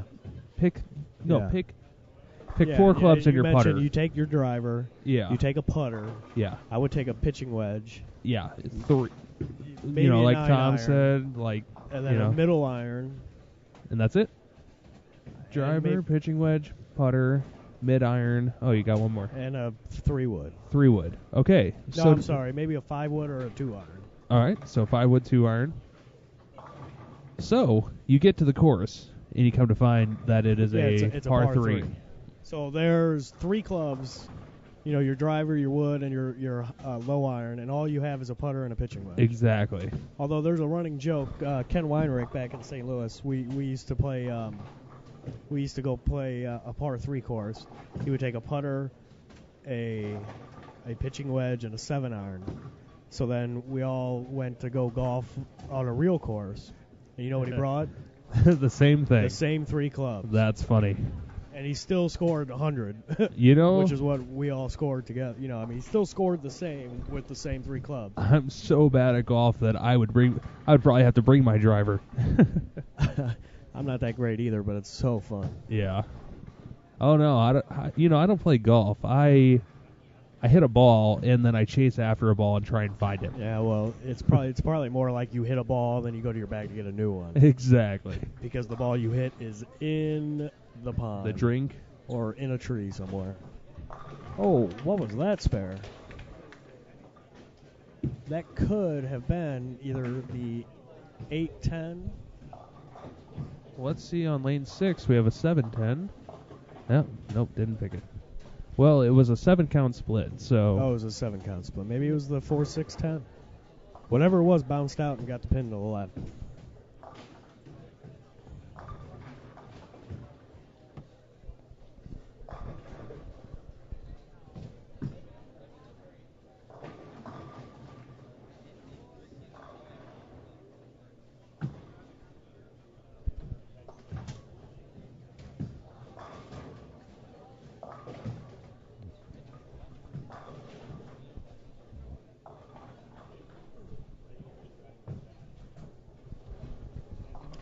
we're going to go to some split screen action while we can, since we have action on both featured pairs. As you see, a rocking 10-pin there on lane 6.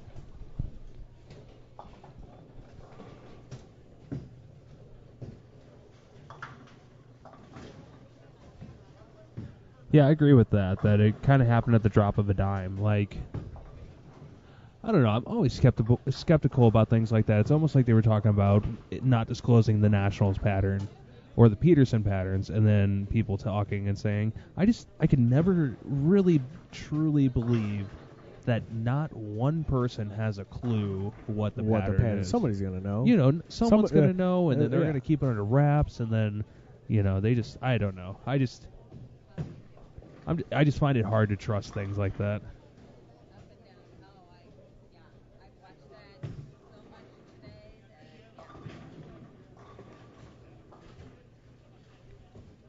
Yeah, that's true. They did not use a pattern that anyone knew. So, I mean, it was tough. It was really tough last year. I definitely struggled in the singles, and you know, it would just be up down. It would be one of those. It's almost like this, where it all depended on your follow. It all depended on who you were following. Yeah. And they made you move like 14 lanes after each game, which meant that you couldn't really stroll down to see where everyone's playing at. Where they're playing. Yeah. Yeah, it was tough.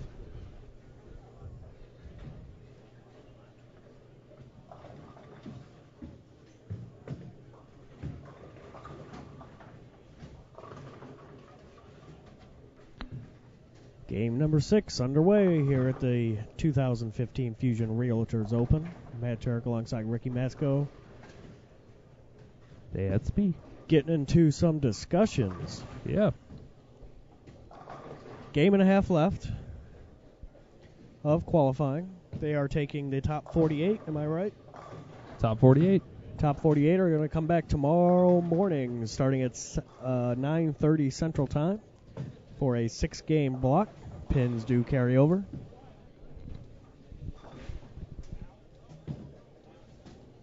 You won't want to miss that. I bowled for Missouri Baptist for a semester. A little embarrassed about that.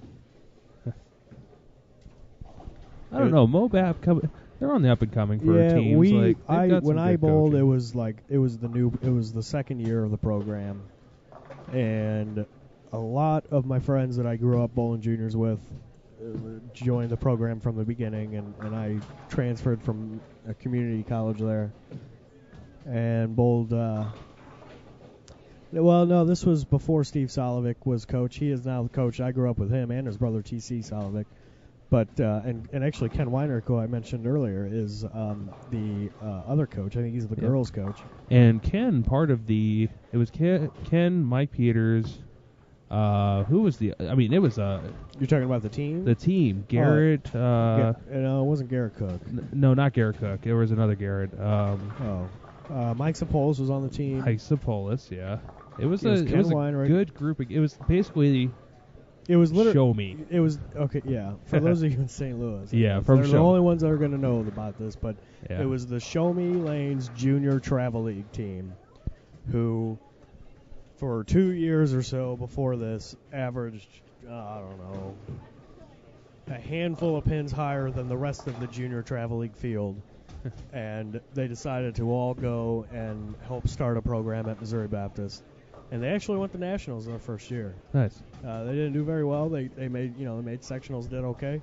Made it to nationals, didn't get very far, but still it was very impressive for a program that was just started, and a bunch of friends pretty much were like, hey, let's go bowl college, and they make it to nationals.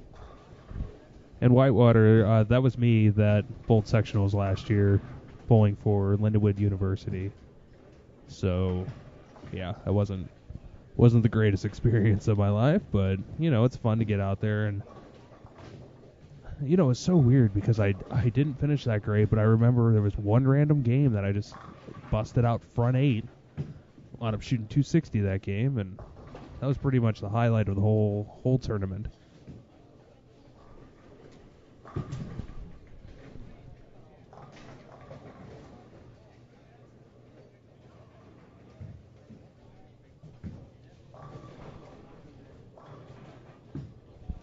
Yeah, Jake, I hear you about eligibility. Believe it or not, I still have 3.5 years of eligibility. Although I have a full-time job, and it's hard to go to date. I work at a university for one. They don't have a bowling program, but it would be very challenging for me to go full-time to school and have it not be a night school and bowl. Well, yeah, it's tough because you have to be a full-time student, right? And you have to live on campus. No, that's a Lindenwood rule. You know what? That's a Lindenwood rule. That is.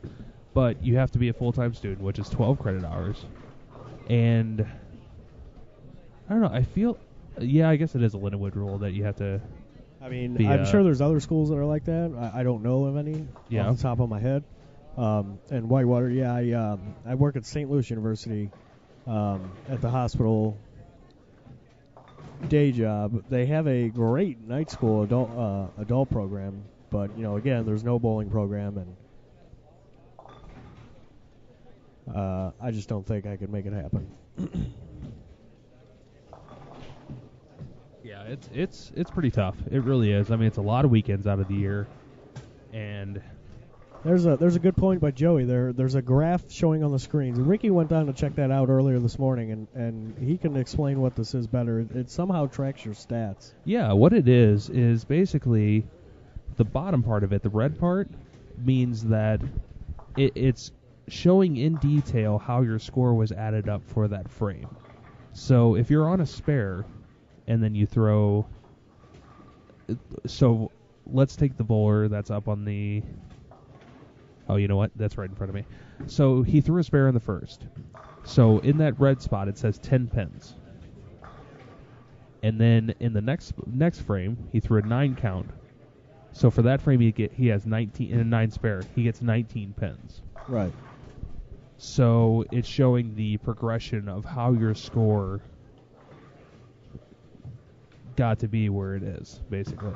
In a visual form. In a visual form. So it's great because if kids or adults are trying to learn how to keep score, they can just look at this and it tells them exactly how it is. It probably makes it very easy to understand.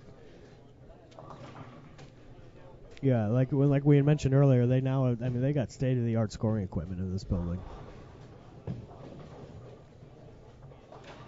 Yeah, the only thing that's not really retro about the whole center. It is, yeah, really it is. All right, we got some scores for game number 5.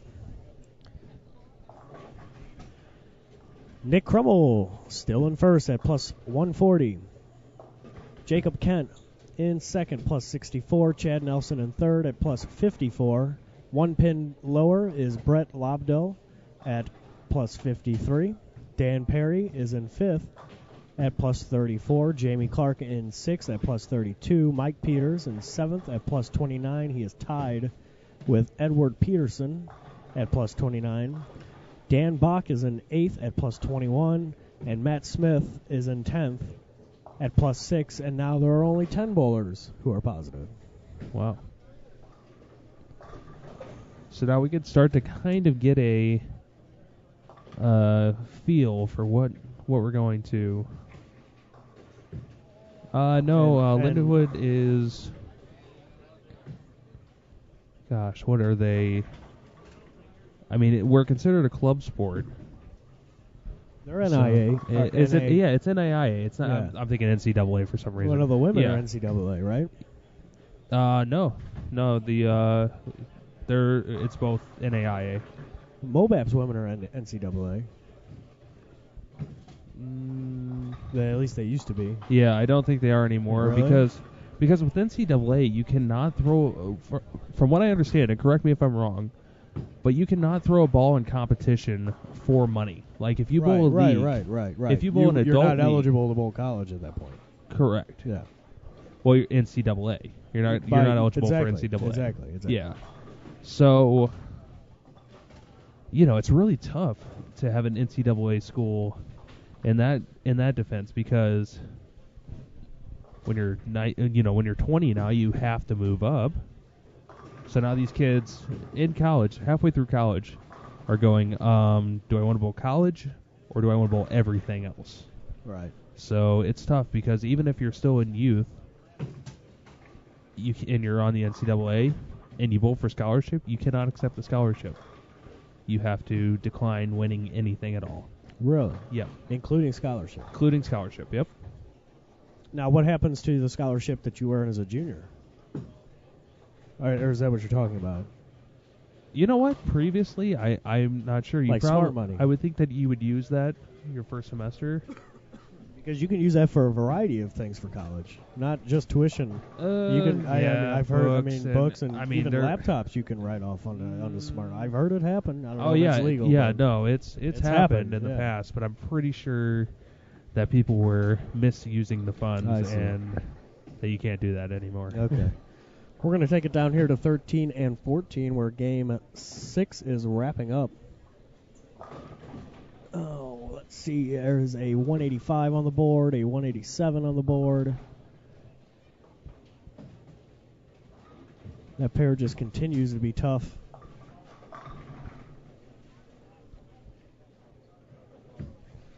Waiting for the graphic to go away. A possible one. Where am I? Oh, that's a split. Good attempt. For a 183. And the final bowler has a double going into the 8th and 9th. And Whitewater, I believe that there is still a way to get... You can't be reimbursed by USBC through your smart money, but I believe that there's a way that you can transfer the money into the form of a book voucher. I believe that that's how it works.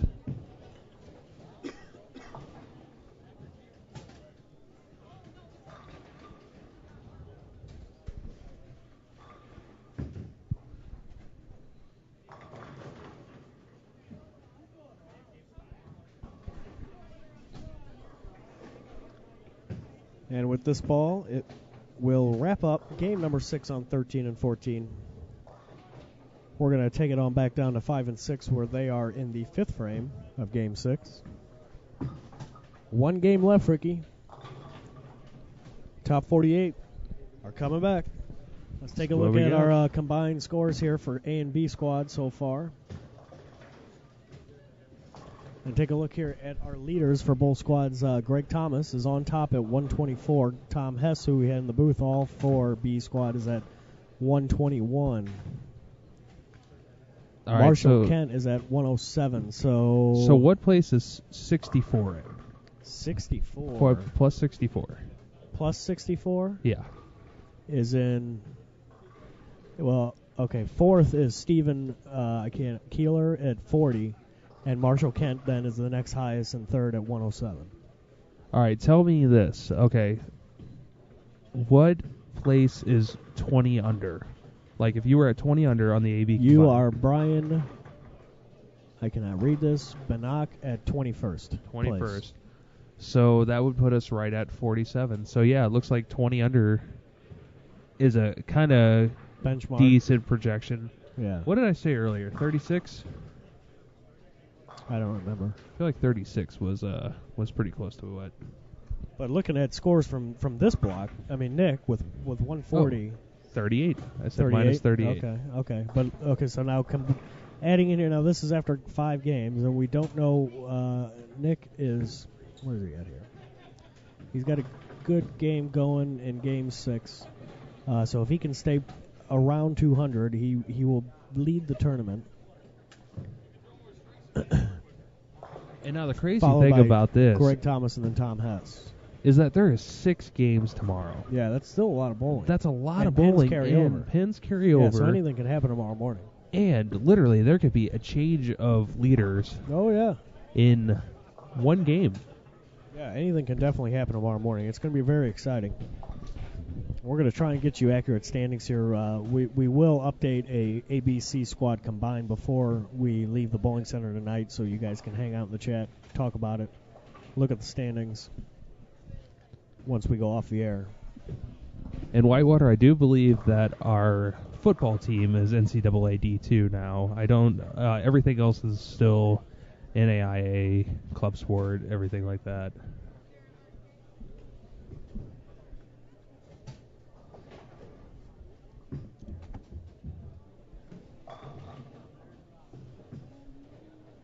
So now this is the game where they jump 3 pairs, right?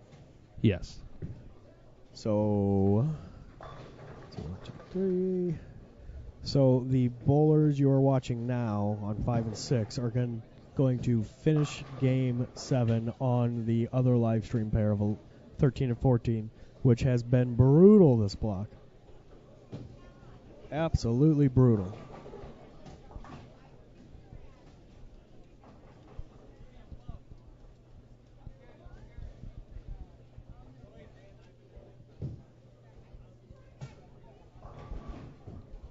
See a nice strike there.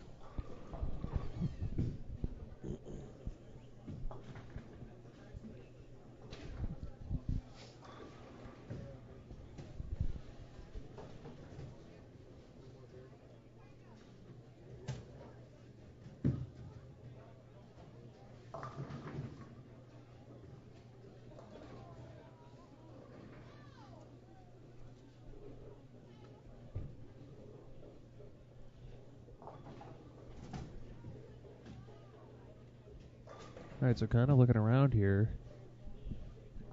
Look at the gap of, I wish you guys could see this. There's Yeah. nobody to be seen from lanes 11 all the way down to 22. I don't know where they all went. There's still a game to bowl. Yeah.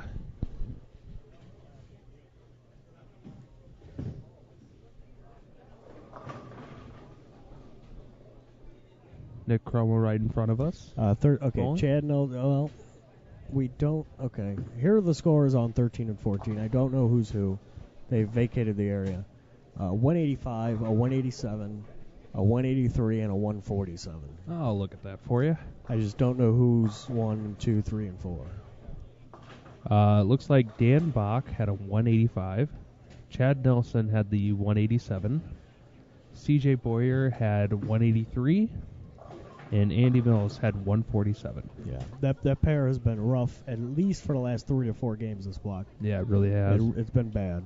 And we're going to get, next game, these guys here you're watching now on 5 and 6 are going to be on that pair. So it's going to be interesting to see how they're playing this pair and then how they go into the next pair on the tough pair, on the tough lanes.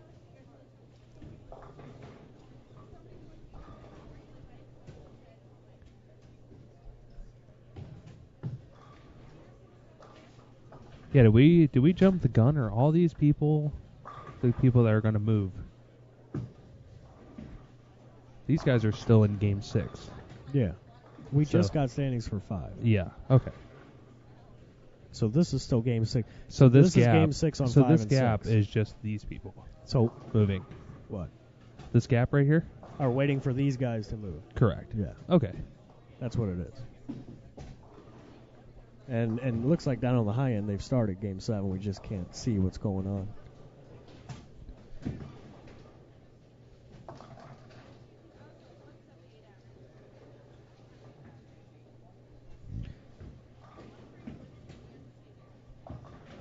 Yeah, Joey. wouldn't- Thanks, wouldn't- Greg. We did have we were incorrect on who was bowling on 13 and 14. Oh. Apparently the bowlers Oh, that you you know listed what? was 5 and 6. I think you were Yeah. looking too far ahead. I just read the wrong names. Yeah, Craig Powell's, Nick Brown, Shelly Hamer, and Brandon Schmitz. So Craig Powell's was the 185. Brandon Schmidt was the 187. Nick Brown was the 183. And Shelly Hamer was the 147. Sorry about that, guys. The way I got it marked on on my notes, I just have who's on the live stream. I don't have which lane they're on, so just kind of looked down and saw Game 6. And that is right. Dan and crew are going to 13 and 14 after this game, so.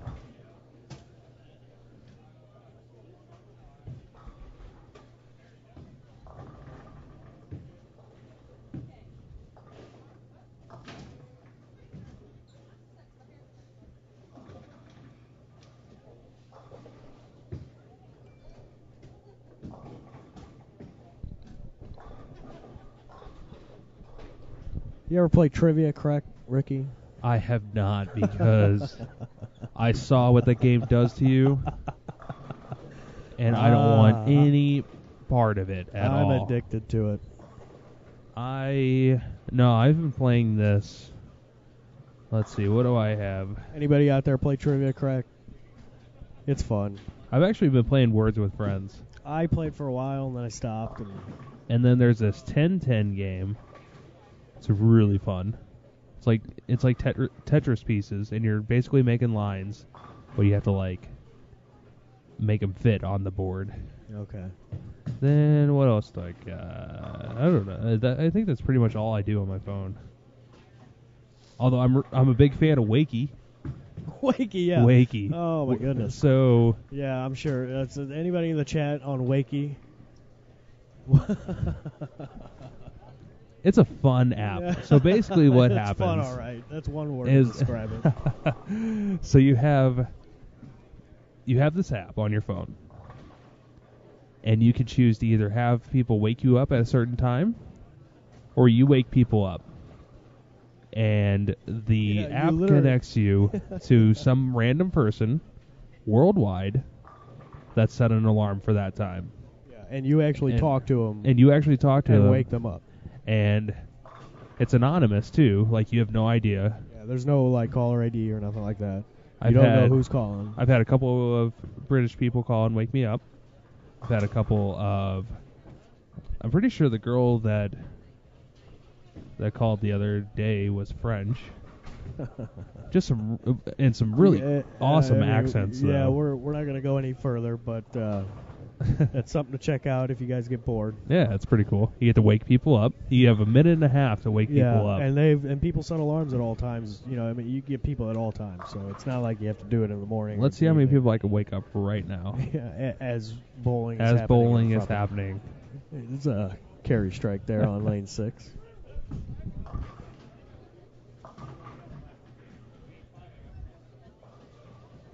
I just can't see the names. I just can't see.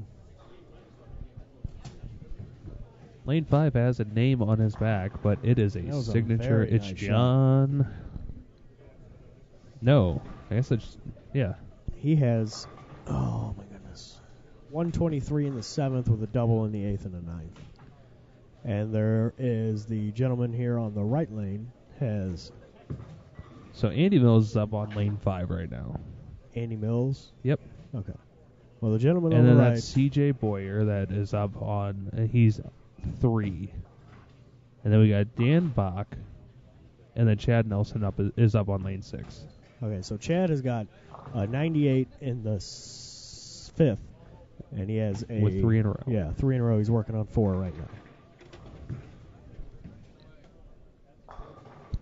4 in a row now. So where is he at in the standings? Let's take a look. Chad Nelson is 3rd for the squad. There we go. He is at plus 54, right on the heels of Jacob Kent. So a 248 game would be pretty nice for him. Almost doubles up his score. Puts him over 102 for the tournament. You guys in the chat are awesome. Yeah. How many times do we love the chat? The people in the chat, these guys are the most knowledgeable fans of bowling. It's so great to have them there to help us along with names and who people are. I mean, it really is. Everybody would be a gentleman and a lady if it wasn't for the chat. Because we wouldn't know who people were. Gotcha. Oh, the gentleman here. I thought it was a manners thing. I'm like, wait a minute, our chat's really nice usually. No, I know. I just mean we wouldn't know names. Yep. Bach Unless up on they had 5. a name shirt. And Bach can strike out for 217. This is actually one of the better team games that we've seen on our live stream. It definitely is. Possible scores are 217, 248, 192, 228. Yeah, 2 clean games. Bach delivers in the 10th, 10 back.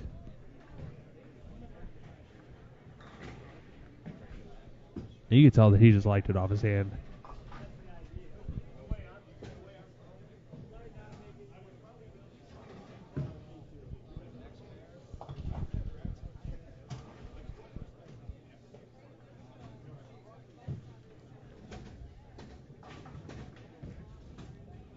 Well, Patrick, you might not be able to be here right now, but we do appreciate you tuning in to our live stream and hanging being out with in us in the chat. Yeah, up to 96 viewers. Hopefully, we get to that 100 point again.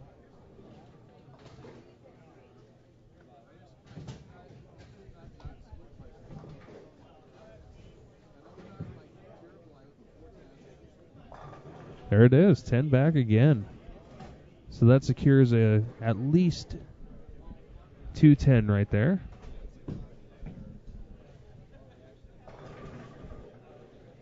And it looks like that's got a little bit of room in there right now. That was kind of the cliff zone, The I guess. over-under Yeah, the over-under area. Week 10 on lane 6. 191 for Boyer.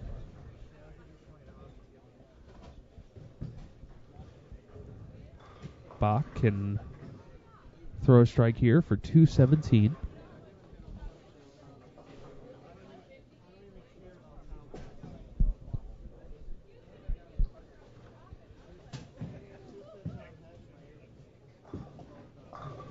And flush. 3 dead flush, 10 back for 217 for Dan Bach.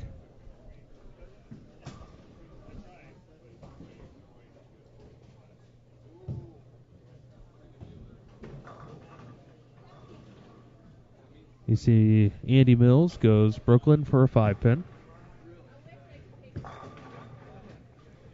Andy Mills currently sitting 18th place after 5. He can spare a strike for 207. He is minus 29, so that'll raise him closer to even. Chad Nelson, first shot in the 10th, going for a 248 game. 10 back again. That's huge. It's a great shot right there.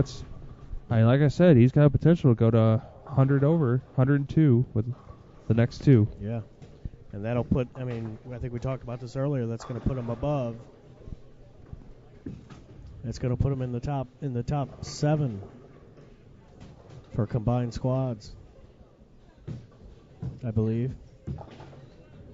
What is it? You said 102? 102, yeah, that's going to put him in 6. And that's with a game to go.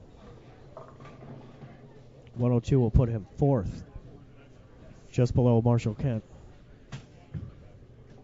Right, but this is after 6. There's a game to go. So there'll be a game to go still. So if he strikes out, yep, he'll be at plus 102 after 6. And there's the second one. So he's at 240 now. So he should be plus 100 after this game. Yeah, that will put him top 5. Yeah, for all squads. For all squads. Yeah, 107. Marshall Kent is 107 to 3rd. The next 4th is 40 over. Yeah. For A and B squads. Wow. I know. That is such a drop. I know, but look at the numbers. There's 4 bowlers here after 5 in this squad alone. Yeah. As long as they shoot par, we'll jump into that top 10. There it is, 248. All right, so that puts him at 102 over after 6, with a game to go on the tough pair, 13 and 14. And he's kind of in an area that we have not seen people playing on 13 and 14, so it's going to be interesting to see him go down there, see what kind of adjustments he has to make. Yeah, well, we'll have to see his first shot here and what he does on the second to see what that adjustment is. And with it being the 7th game,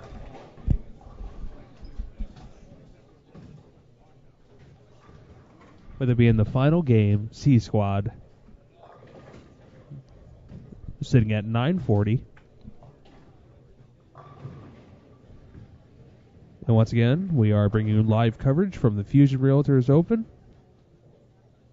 Maple Lanes in Waterloo, Iowa. Ricky Matsko alongside Matt Turek. There we are. Greetings, hey. everybody in the chat. Hello. Thanks for hanging out with us this Saturday afternoon and evening. We've been watching some great bowling. Yeah, I mean, it's tough, too. It is super tough lane conditions right now. I mean, they did a really good job on picking a tough pattern here. Yep, they sure did.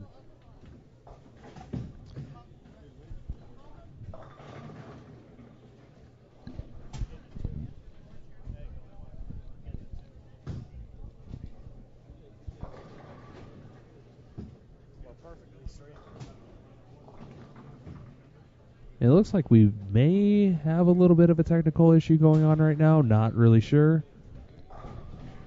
Might just be my computer. Looks like we're back on. What do you guys think? We got... All right. I think it just worked itself out. Yeah. We're still perfectly streaming according to our equipment. The chat did go down for a second, it looks like, but we are back. How about you guys? You getting us smooth?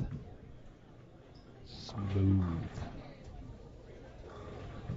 As we go into Game 7. Yep. Bowlers on 13, 14, and 5 and 6 now.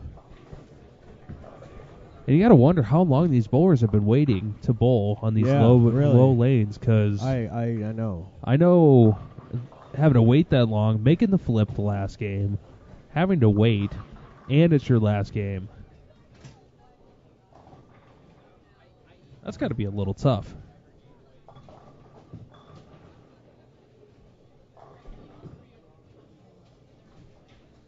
All right, so we have the same bowlers that were just on 5 and 6 with that extra pair move.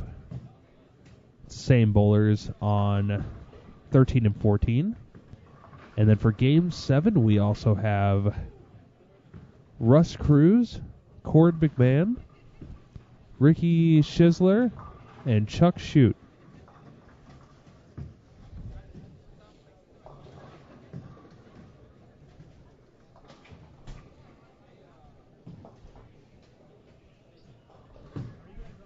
All right, and once again, we are aware of the technical difficulties that we were having right now. Just going a little in and out, but we are on top of it.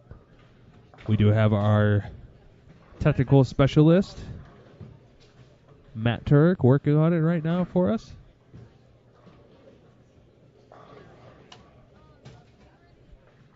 And so far, the start on 13 and 14 has not been the greatest. We see a 5 spare, 5 split 4, and a 2-10. So it's a little tough right now. Matt was just told him that the start on 13 and 14 is not the greatest.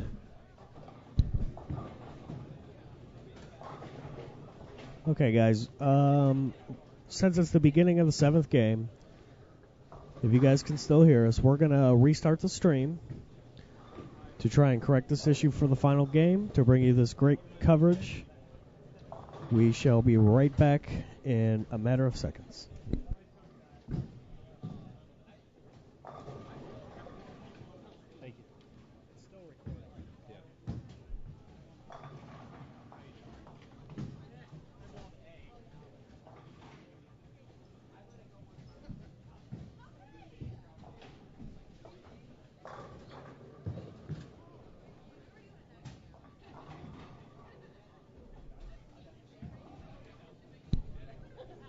Okay, and we should be back now.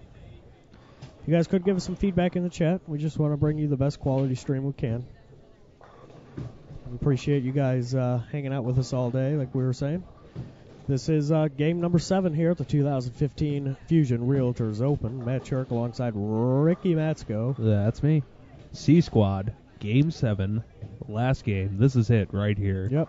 Top 48 make it to tomorrow's round 2, 9:30 in the morning. And nice little adjustment down there for, that was Dan Bach. Starts off with a 5 spare in the first frame, comes back, flush 10 back. Second frame. And we also have, now these bowlers may look familiar on 5 and 6 right now because they were on the stream in game number 3. We have Russ Cruz, Cord McMahon, Ricky Schisler, and Chuck Shute. Schisler up on lane number 6 right now. No, that is Russ Cruz on lane 6. And sure enough, what has happened on 13 and 14 is open split for the first bowler for, what is that? That's C.J. Boyer right there. C.J. Boyer. And then number 4 with a 8-1 split. However, that would be Mills. Number 1 went 5 count spare, no Dan split. Bach. Maybe it was a washout, a PBA washout. Yep. Strike after that. And number 2 is Chad Nelson, who is up now and is a strike in the first frame. He's up in the second.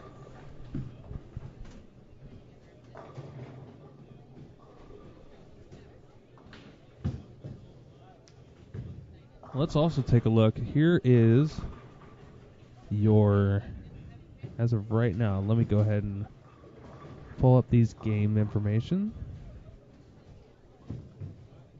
Jamie Clark, 5th place right now with, looks like a plus 46. So a big improvement to his first block where he went minus 99. And he goes front 3, 9 spare, strike. So he's on a possible 279 pace. Should be good enough to make him in the cut. But right now, it's not just about making the cut. It's getting yourself in the highest position that you possibly can because all these pins carry over. So, right.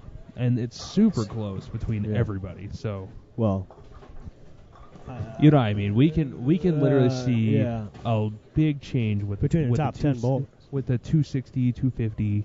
Yeah. 50 pins is going to put you up. It's going to jump 15 you. spots. Yeah, exactly. Anything can happen here this game. Oh, Shooty. Okay. Sorry, guys. That is Chuck, I take it? Chuck Shooty?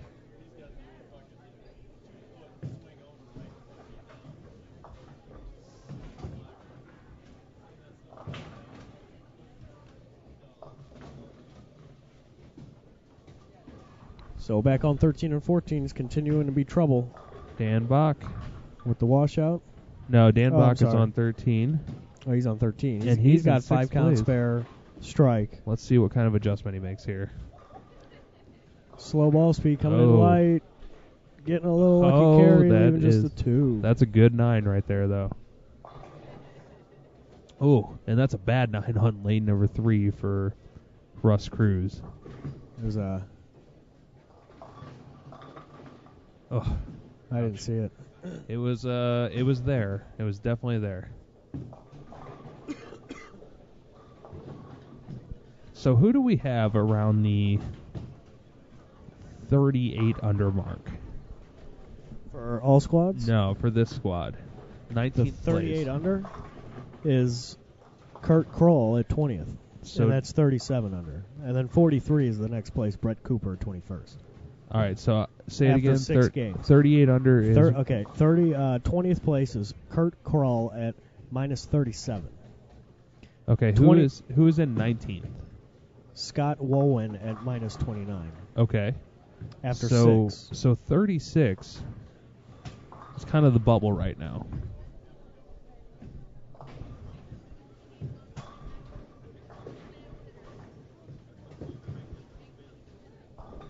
So if you're at that point, just kind of keeping an eye on these scores because you're right on the bubble.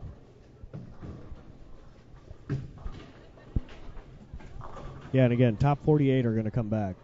So if anybody here from Bold A squad or Bold B squad might be back at the hotel or if you're in the area hanging out at home watching to see what the cut's going to be, we'll bring it to you as soon as we find out. Chad Nelson in second place right now just goes front two, 410. So we haven't really seen an easy spare yet, except for Dan Bach just leaving a single pin. But that's pretty much the only gimme spare that's been left out there so far on 15 and 16. Yeah. Or, sorry, 13 and 14. Yeah, you got that right.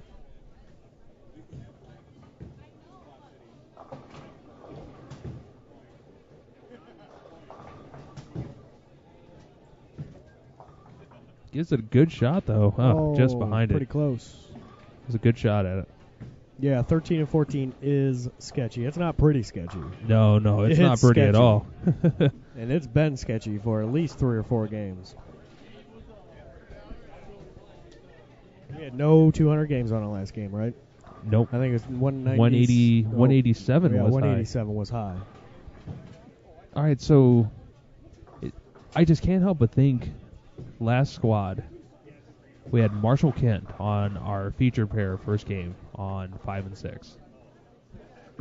And he did not have a double for at least the first 6 frames.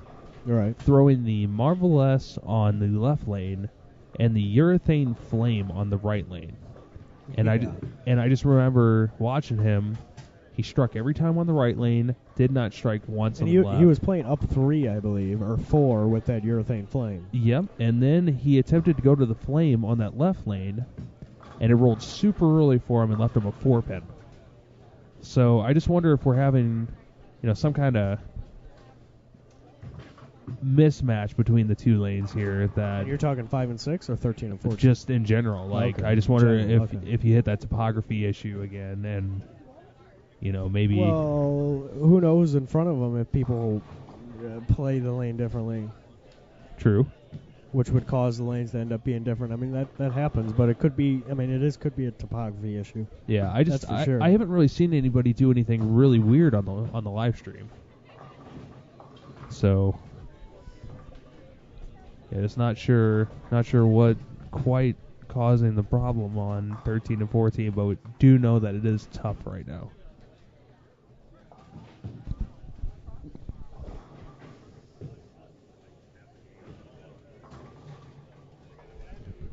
It's a fairly well shot there on 14. Just a little high in that 4-pin. Didn't get it out.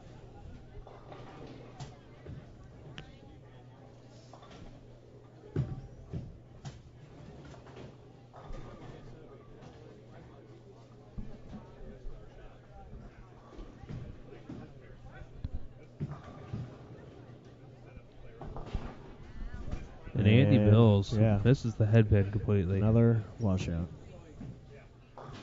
And here we are, 7 games in, 4 bowlers to a pair, basically. And it still isn't transitioned to a super strong reaction on the back end. Like, it still hasn't blown apart. Yeah. So, And it seemed like it did on A Squad. I feel like that the A Squad bowlers at this point were further left and inside than they are now in C Squad. Maybe not by much, but I mean, you could look around and see lots of people playing, 4th arrow out to 12. yeah, it wasn't like a loop. Right? No. But it definitely had more shape than Exactly, yeah. what you are seeing right now.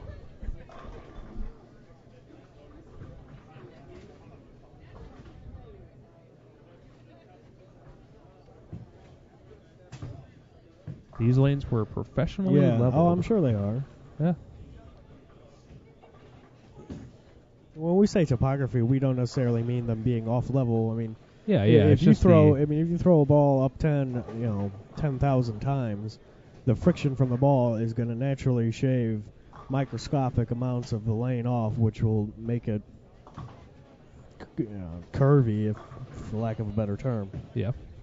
But in such a small amount that It's not a big amount at all, but it is enough to cause a potential change in reaction exactly, and a change in look from pair to pair.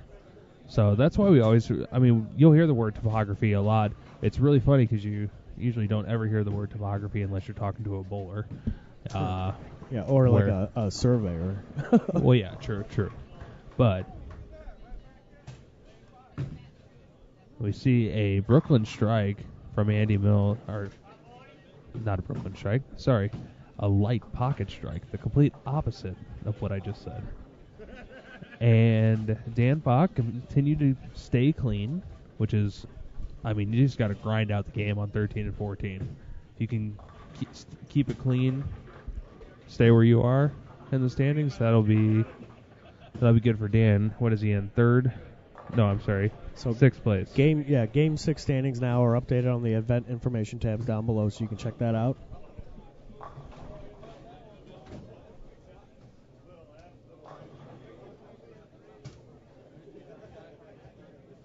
Chad Nelson on lane 13. Flush 10 back. That looked pretty good right there.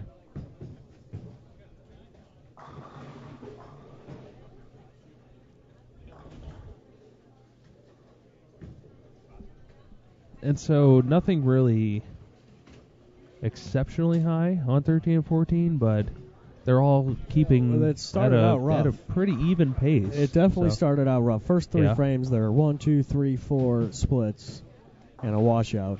And 4 through 6 are clean. But you got to look, half those splits were picked. Yeah, they were. Well, one was a baby split. Yeah. I assume 2 was a baby split. There was a 4-10 left on that pair.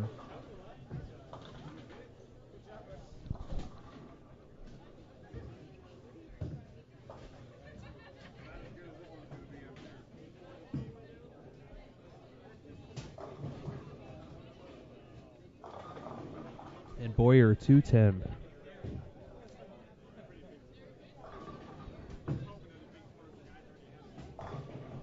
So, you know, if it does get to that 38, minus 38, then he's going to be on the bubble. Yeah, he's right on the bubble. He needs like a 218 or 220 game. Yeah, he needs this, and that'll get him to where he can get a potential 215. With an open here, he can get to... Oh, no, I'm sorry. With a spare, he can get to 225. With an open, he can get to 213. And goes for the count. Playing it safe. He's got 99 in the 6th on that open.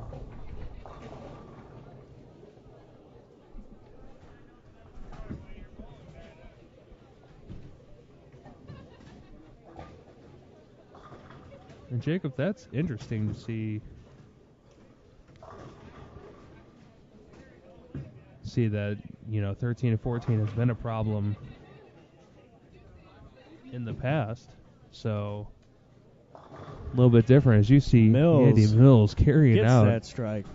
Super Slaps high. It out. So Mills, where is he sitting right now? I'm looking. He's in 17th at minus 23. All right, so he's right there as well. He needs them all because he has a 52 in the 4th and then a double up.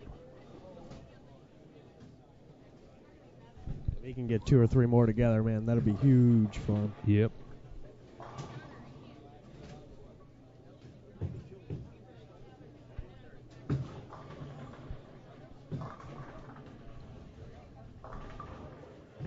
So now we do have to take into account that there are a few repeats in the top. Are there? Top 48. I mean, I at least see that Casey Murphy and Kenny Calkins are both already in the top 48 within each other. How is Sapp doing this squad? Isn't he bowling? From 4 to 5, he made a huge jump up. And I did not check on him. He's still in the 18th at minus 28. He went in game 4. Sapp was 31st at minus 58. Now that tells you how close it was, Ricky. Yeah. Minus 58. He probably looks like he shot a 220 or so, and jumped from 31st to 18th in 2 games, making up 30 pins. And Derrick Sapp is currently sitting at 16th in the combination of A-B squad with -8 through that in the B squad. So he's got to get to above that, or else. Well, I guess that this is just going to drop as well. So I mean, I don't know. I still have no idea what the cut score is going to be, especially with these repeats. Yeah. Well, and what do you? They're taking the highest score on the repeat, right? Correct. Okay, that's what I thought. Well, no, they're taking the highest score overall, like whatever they entered. Right. Yeah. Right.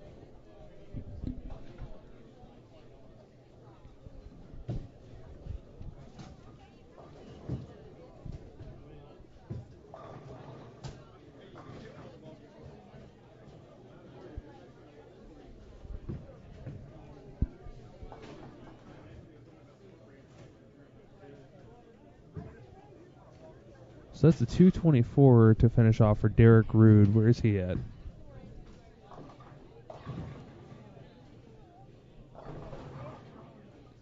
So that'll put him 47 under. And so there's the bubble too. Yeah. This I cut think is that's close. a little low. I think that's a little Too far under. Yeah, a little far out. Wow. See ya. Crazy Scout 7-pin on lane 8. Did not receive the message. All right, well, 7th frame here on 13 and 14. Shot away for Boyer. 10 back. Off and open. Which was much needed. Dan Bach with a 7-pin. So that means that he can get to 223 now. Or 228. Which will give him 1650, 66 over. Which, combined with A and B, will put him in 4th. Not counting the other bowlers in the squad. So there's... It looks like he'll be sitting 8th then. 8th or 9th.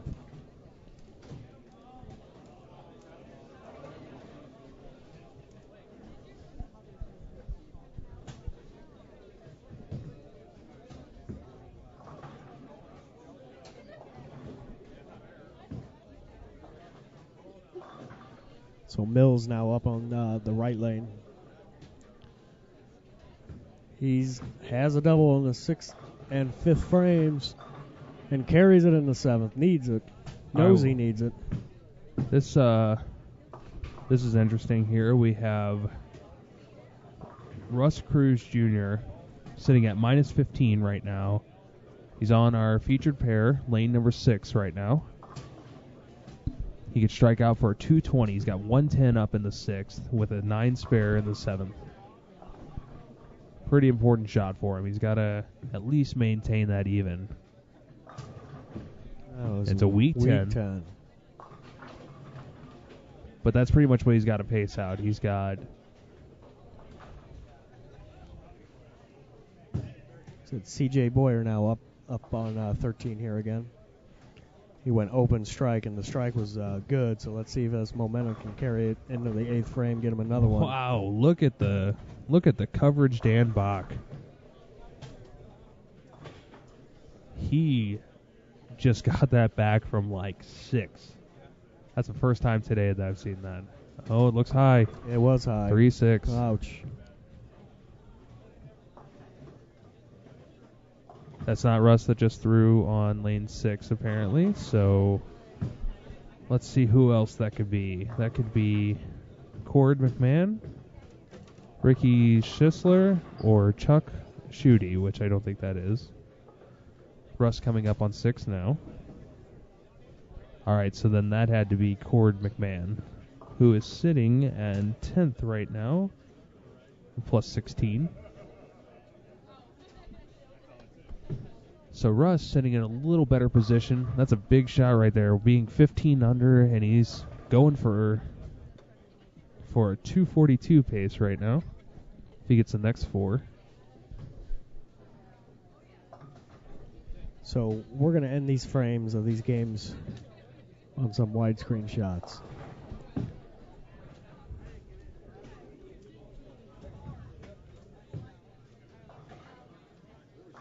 Great shot. Man. Awesome. Back down to 5 and 6. Another All right. great shot. Yep. Here comes Mills up on 13.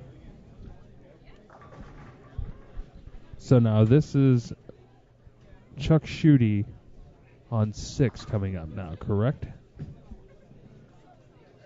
Mills gets it out wide, leaves the 2, 7, 8. Oh. It's a tough one right here. So this is Chuck now on 5? This is Cord McMahon. Corey. Leaves a 10. That's 2 in a row for him, at least.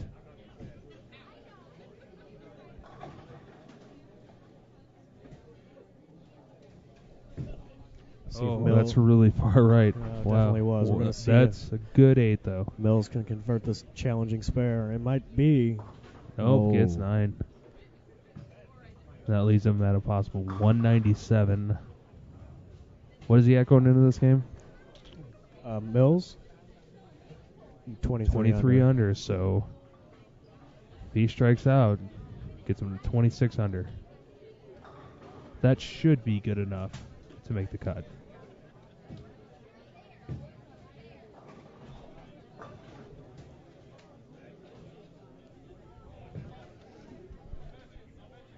And Russ Cruz coming up in the 9th frame. Here on lane 5. On lane 5. Working on a double. This gets him to plus right here. Who's it? He goes spare, double, turkey open, double. Is that what that says? That is it. He He likes it. It's flat week again. 10. Well, that's another story this weekend is flat 10s. So that puts him to where he can shoot a 211.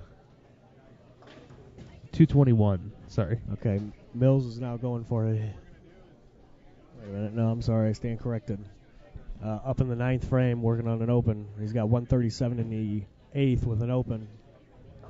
And comes in high. And eight count for Mills. That puts him where he can get 36 under. He's bubbling. Dan Bach needs to stay clean. He is in 6th, so that should be fairly safe right there. He's not gonna get to negative off of this game, but such an important spare right now for Mills. Picks it up so he can strike out for 187. Cord McMahon, 2-4-10 in the 10th. He still should be all right. Who's up on 13, Ricky? 13, that is Chad Nelson. He's working on a spare double. Up in the 9th. Looks like Cord McMahon, if he opens, will have a 174. So that'll take 26 pens off, which he is. And he struck. Oh, boy, that's going to. Sitting at 43 under, so he needed a bigger game. Needed to go plus. So that's going to leave him at about 60 under.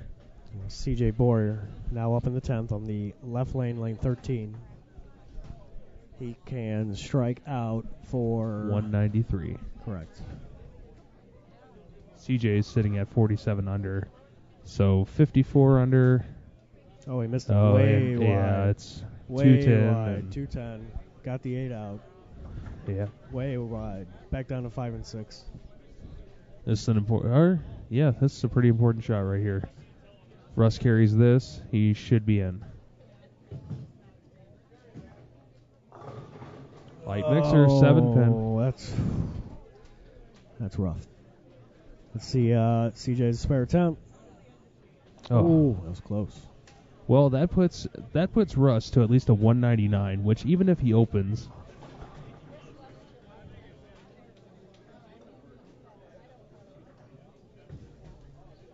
If he opens, that's going to be at minus 24, so he should be safe for and Sunday. You're talking Russ. Russ Cruz, yep. Okay. Now Mills, this is an absolute must-have right here for Mills. Yeah, Mills is open in the 8th with 137, and then 8 count spare in the 9th. And here he is stepping up on the approach for his 10th frame. So with a spare right here, he'll be around 48 under. So he needs double right here. It Goes in high. high, 3-6-10. Wow. What's he looking then? Looks like he's going to be right around between 45 and 50 under with a spare strike. Russ Cruz going plus on lane 6 here. Any pins are plus. Bonus There is round a- right there, 10. 210. And if I'm not mistaken, is this a slingshot that he's throwing right here? Old school. Oh, no, even older. What? It's a Revolutions ball. Danny Wiseman, Revolutions. Holy Old school ball right there. All right, so Mills that's can a- strike for 174. I think it's a Renegade. I can't see that far. Yeah, 174. Yep. Nelson getting up there. He has a 230 off sheet. He gets the first one on the 10th. Nelson is at second. So plus that 102. So what is he? What did you say he had? he has possible 236. So that'll put him at 138 over. So he is that'll going put him. to. That'll put him on top. Yeah. I mean, well, you got Crummel. What did Crummel shoot? I'm Do we not know? sure. Let's see. I don't know where he's at. But going into he this skipped game, 3, so I think he was down on 15 and 16. wow, I guess Crummel had a rough game last game. He went from 120. No, I'm sorry, that's the wrong one. He went from 140 down to 118, so that means he shot a 168 last game. Oh man, he needed that one, and that 4-pin just did not fall. Well, I mean, that puts him well into the cut, though. He's 127 over. So yeah, he is your new leader. Here's Crummel on lane 16. He's got an open in the 9th. I can see that he goes 224. spare double open in the 9th. He's up in the 10th. Yeah, he's got a 224 off the sheet, so he can actually. Yeah, he's gonna retain the lead here. He only needed a 209, Yeah. so. Or no, he needs a spare right here. Spare 6. You'll be able to see it on the far right side of your screen. There's the ball. And there it He is, carries right it there. all, retains the lead. Your new leader Tournament overall. leader, Nick Crummel.